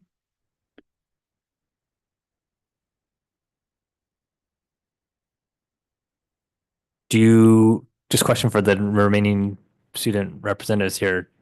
Do you feel like students know that there's a bond running this time versus you guys brought up in the fall, like, that no one even really, either my peer groups or my, parents and their peer groups had any idea that there was a bond running? Do you get a sense that there's any more sort of knowledge out there now, or? I think people are more aware because of the volume of signs that are around. It's actually kind of ridiculous. And I haven't had as many conversations about the bond specifically. I've had some conversations with advisors. I have a couple of friends who also have big opinions about what's going on with the bond. And I think as students, after it failed, we, especially seniors who are going to be able to vote, became more aware of it. And students of parents who really cared about the bond and then it failed know about it more. So I think actually the failure made it so that we knew about it more, but I don't know if I've heard like a huge volume of students like more involved in it, but. Thank you. At Issaquah High School, I've actually been working on a personal project of mine, slightly related to the bond. It's more focused on school overcrowding. I will say, I've not asked a lot of students about the bond, but I've asked them about overcrowding. And recently, over the past month, I think a lot more students have recognized that our school is overcrowded. I'm not sure if it's because of the bond failing, as Hava said, or just because there's so many more students now. And just this past week, yesterday, during school, because it's finals week, we had a rare all school lunch. And that was a rare opportunity to see the entire population of the school on one floor of the building. And I was walking by the commons and I was like, oh my goodness, you can barely walk. So I was like, just taking some clips of the commons and just like, so I could share with other people because it's so busy. And I was walking down to the lunchrooms and there was a group of girls that pushed past me and they're like, oh my God, it's so crowded. The school's so overcrowded. Did you know our school is one of the biggest schools in the state? And I was like, yeah, so people are starting to talk about it more, I think. Less about the bond because majority of our school is not non-voting because of our age. But in terms of overcrowding, I think more students are becoming aware of it. There was a survey that I sent out. I'm not sure if Marcel shared it with you all, because it was an unofficial survey done by me. I just sent out a quick survey asking students about whether they thought our school was overcrowded. I can pull up the data now, but I remember it was not a very big majority of students thought our school was overcrowded. I think it was between 60 to 70% said it was definitely overcrowded. A small percent, maybe 20 to 30% said no, they don't think the school's overcrowded. And then a small majority said they were unsure. And just for reference, the survey, I got about 600 responses. And I also conducted a few interviews with students, and I asked them, like, do you think the school is overcrowded, and then why? Majority of the students that I asked said, yes, the school's overcrowded, and they listed like all the majority reasons, like all the hallways are crowded, there's not enough lunch tables, and not enough room in the parking lots for students. There was one student that gave me a clear no, they don't think the school's overcrowded, and they said that's because they think this is just how it should be. Because the parking lot is very full, there's not enough room, but that's understandable because there's 2,500 students in our school. And obviously you can't have 2,500 parking spaces. So that's understandable. The hallways get really crowded during passing period, but that's also understandable because the entire school population is trying to get to class during that time. And they're just saying, oh, it's like crowded at certain periods of time, but it's understandable because this is just how things are. And then I also interviewed students that said, oh, I'm like, when I asked them, do you think Issaquah High School is overcrowded? They said, that's a tough question. And I asked them why they think it's such a tough question. And they kind of gave the same reasons as the student that said no. because there are instances where it just feels normal. And then other times where it feels very crowded, where it's hard to move around in the hallways. But then again, that's just normal. And a few students actually came just like directly said, I think it's not something I think about very often because it's just normal. It's daily life for me. So I think, and that's kind of what our student reps have said as well, like just our schools being overcrowded and not really thinking about it, not consciously realizing that our schools are so overpopulated until we've come to these board meetings. We've listened to these talks about the bond and safety and security and like just what our max capacity at our schools is actually supposed to be like. So I think that's just something to be aware of. Like the bond, less students are talking about, but overcrowding definitely becoming more of a topic of focus in student body. Yeah. Any board reflections on bond and all the communication that's gone on? Yeah, I just have a quick question, Mark, for you on this. So you were talking about social media platforms. I want to drill in a bit on Nextdoor specifically, because I'm understanding that has been kind of a hotbed for a lot of misinformation. And so I know you're posting out there. I know there's this Mythbuster video. Could you explain maybe to me how often posts are going out, what's going out there? I mean, yeah. So ours is mostly from an advertising perspective, but Okay. it has to follow within the PDC Sure. guidelines. Yep. And obviously, Nextdoor is really based on where you live in the neighborhood. So a lot of the, we'll say the responses to those who are putting up comments are either by members of the community, members who've reached out to us and say, hey, we'd like to respond appropriately. And we usually send them to the common question section. Yep. And then we try to provide them the messaging from what we have that's available. That's fact-based and, again, following PDC guidelines. So that's how the interaction is. It's mostly from an advertising perspective. It's not as though we're on every single community here in the Issaquah and Sammamish areas able to jump into every streamline. Capacity is another area. Oh, and that makes sense. So I guess explain to me then, so how often, I guess my question then would be, how often are those advertisements going out? Is it daily? Yeah, and Okay.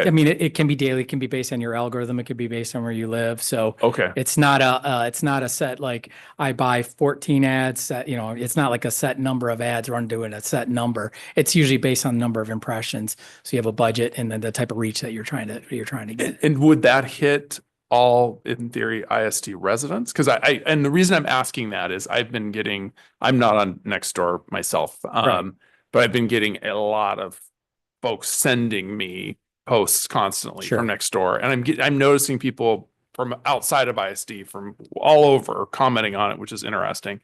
But I'm assuming, I guess, what's the reach then of what the advertisement would go? I probably definitely have to get back to you a little bit more just to Okay. make sure that I fully understand. It's certainly based on the exact number of neighborhoods and the number of impressions you're trying to reach. And so it's not like a radius like in Meta where you're saying I want to go with up to a 5-mile radius or a 10-mile or a 20-mile, and then you have descriptors and the demographics you want to hit. It's really focusing on the key neighborhoods that are in Nextdoor that are most active in the Issaquah Sammamish area, covering our district. Okay. That's what, so there might be some overlap. There might be some that might not fall within that neighborhood boundary line Sure. of Nextdoor.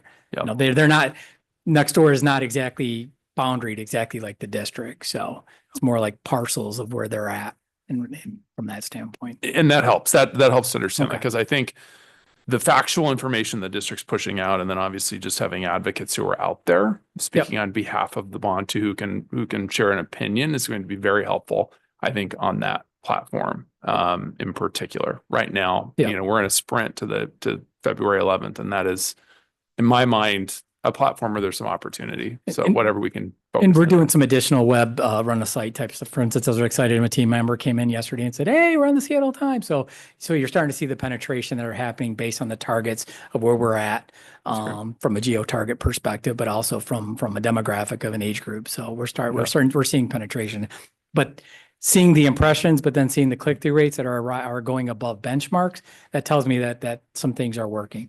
That's great. Yeah, because I think our struggle is without having one central local news platform, Yeah. we struggle. When you think about 20 years ago when the district was running a bond, you had resources.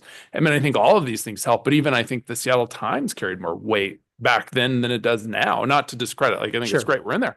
But I think just for me as a resident thinking about this too, it's overwhelming to think about from a communication standpoint. And that's why, so thankful that we have professionals like you and your team thinking about all of this, because to get to all of these platforms and all of these segments in our community and just how broad the community is just so important. So thank you for that work. And I think, again, we need advocates out there doing that work too, who can weigh in on some of the comments too. And I certainly want to thank the grassroots effort of the folks here in Issaquah and Sammamish and the other communities who are doing the grass work. It's not just the digital work, but that's very important too. Yep. Thank you. Yep. Any other questions or comments? Hearing none. Any final reflections from our superintendent? I'm just grateful for the work that's been put in and the sort of crisp messaging and sort of ongoing work to continue to adapt to and respond to information that might be misinformation. And thank you to the board for leaning in and all the work that you are also doing to represent and engage with the community. And as Director Coyne said, part of your job description is also advocacy. So thank you for all the work that you're doing. Next item on our agenda is capital projects update.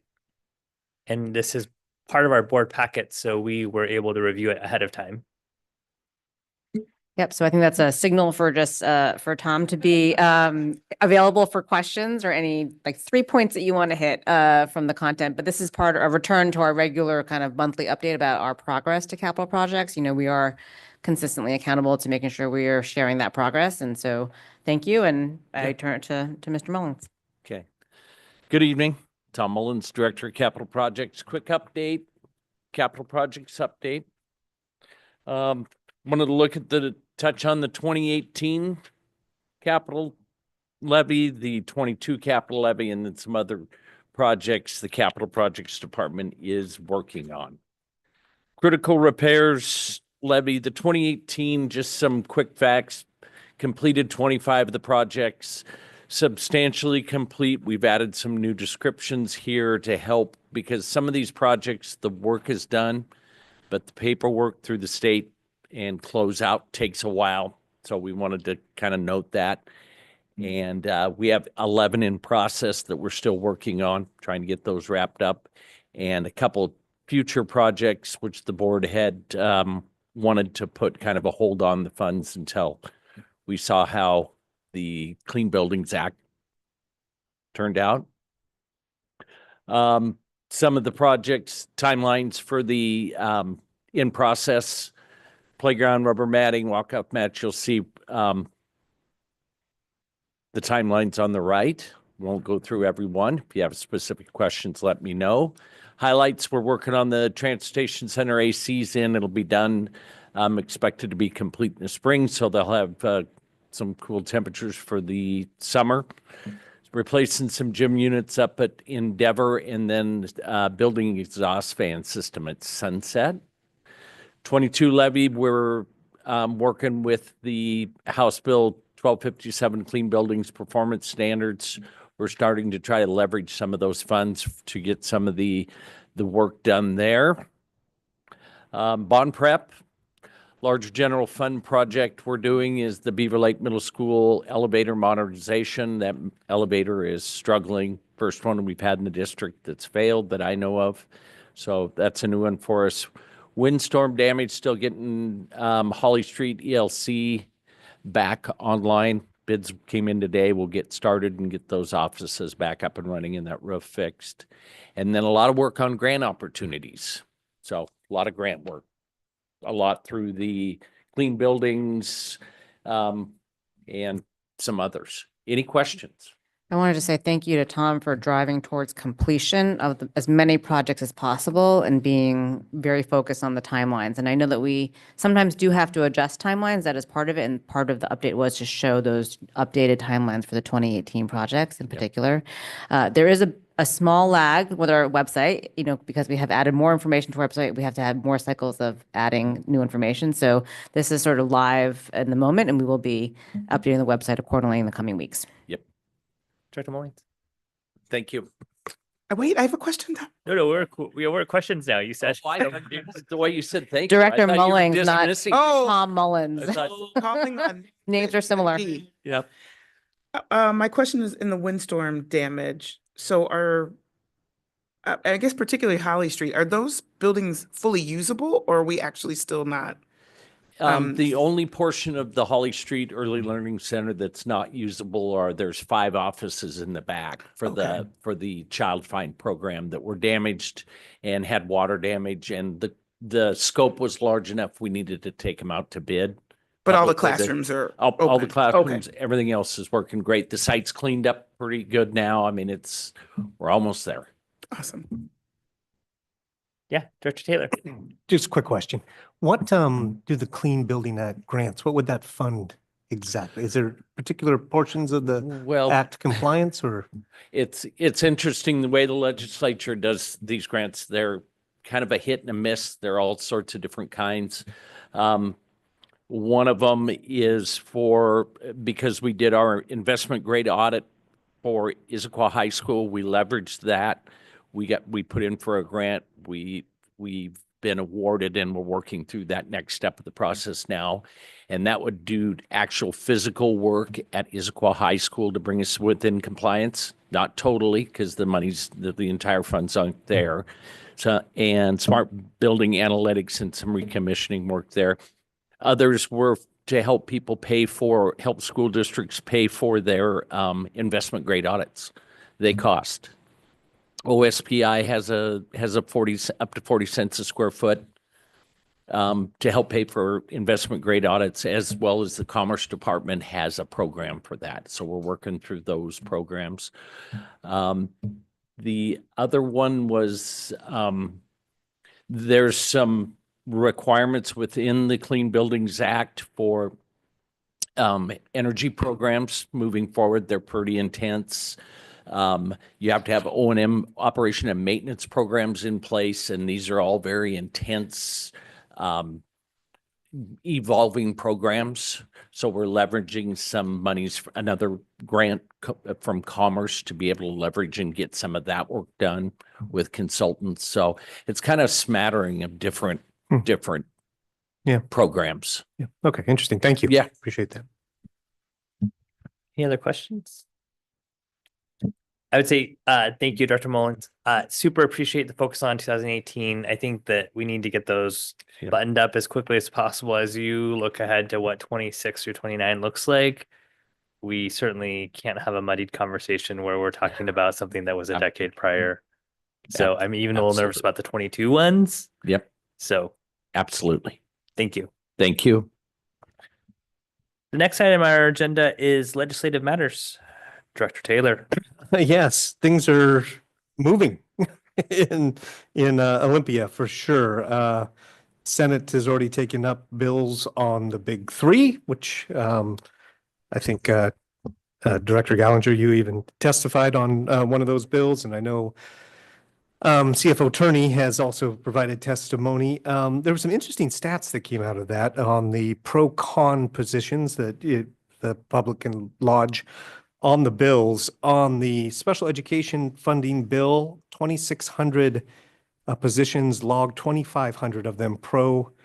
Transportation, 2,450 logged, 2,400 of them pro. And for the MSOC funding bill, about 3,750 positions logged, 3,600 pro. So there seems to be at least some good momentum there. The thing to remind the public or anyone else that is weighing in on these positions is those positions do not travel with the bill through committee. So when these bills come up again in committee, we have to go through the same process of showing that support. Why that is the case, I have no idea. You would think that would be an easy thing to tag into the legislative record, but that is the case. So I'll continue to kind of monitor that when those are opportunities. I'll do that. I did log in favor of those bills. So we'll continue to do that. But also then on the House side, they are starting to take up bills on the big 3. And again, today, CFO Turney testified on special ed funding, 3 House bills now that are in committee and under consideration. So we'll continue to track and we'll look for opportunities to testify and move forward. Another nice thing is Representative Callan actually reached out to us on the House bills to alert us the opportunity to testify as well. So things going on. And then, of course, I will be in Washington, D.C. this weekend to learn all about federal advocacy. And that'll be my first trip, and I'm looking forward to that. And I'll meet Director Meraldo there and fill her in on all the details of tonight's hot action. And you'll bring home some more federal funding for us, right? Oh, just bagfuls of gold bullion. Yes. I think they're the model for how to do unfunded mandates. So with that, Superintendent, any other updates from a legislative standpoint? Just thank you for the work you're doing, Director Taylor, and in particular, I'll be eager to learn more about the climate and conversations that are happening in Washington, D.C., because there's so much coming out of the federal government that could impact us, in a short term, but also in the long term. And that will be important as we take into account how we look at our work. Next item is announcements and correspondence. Anything there? Nope. Okay, next item is calendar and future agenda topics.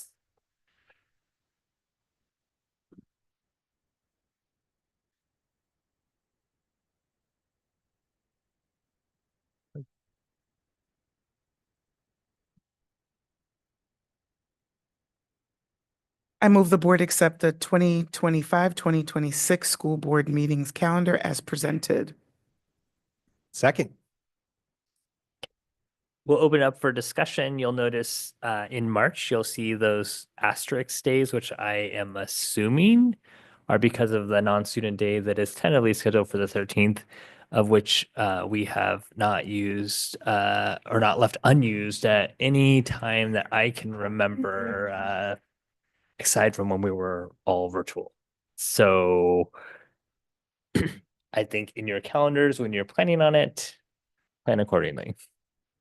Yeah. Otherwise, everything else looks like it's pretty standard. And as a reminder, while it looks like the 26th of February, we could potentially have a meeting. The reason why we don't on there, as well as April 23rd, is because the week before the meeting is when staff is really planning for our board meetings. Mhm. So those are often opportune times for us to have community meetings and community-based things that doesn't require staff, but town halls and things like that. Any other discussion?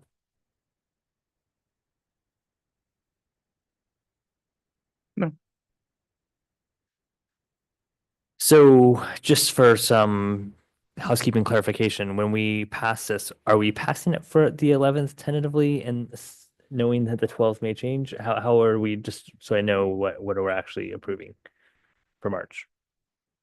Well, in the notation in the very below in italics of the sort of middle box of text, I think it could be interpreted 2 ways, that it automatically will be changed to March 12th if that non-student day is used to make up inclement weather delays or cancellations. So I think you could interpret it that way, and that's how you might want to make the motion, if that's an easy thing to do. Otherwise, we could bring it back once we know what the weather looks like at the right time. But I think it would be wise to do that in advance, to your point around planning in advance for calendars. Yeah. And I think the initial motion was as presented, and it's presented that way. So I'm fine with that. I just want to make sure people understand what they're actually voting on. Thank you for that clarification. Any other questions, discussion points? All those in favor, say aye. Aye. Aye. Aye. Any opposed? No. Anything else for calendar and future agenda topics? No. Hearing none, we are adjourned.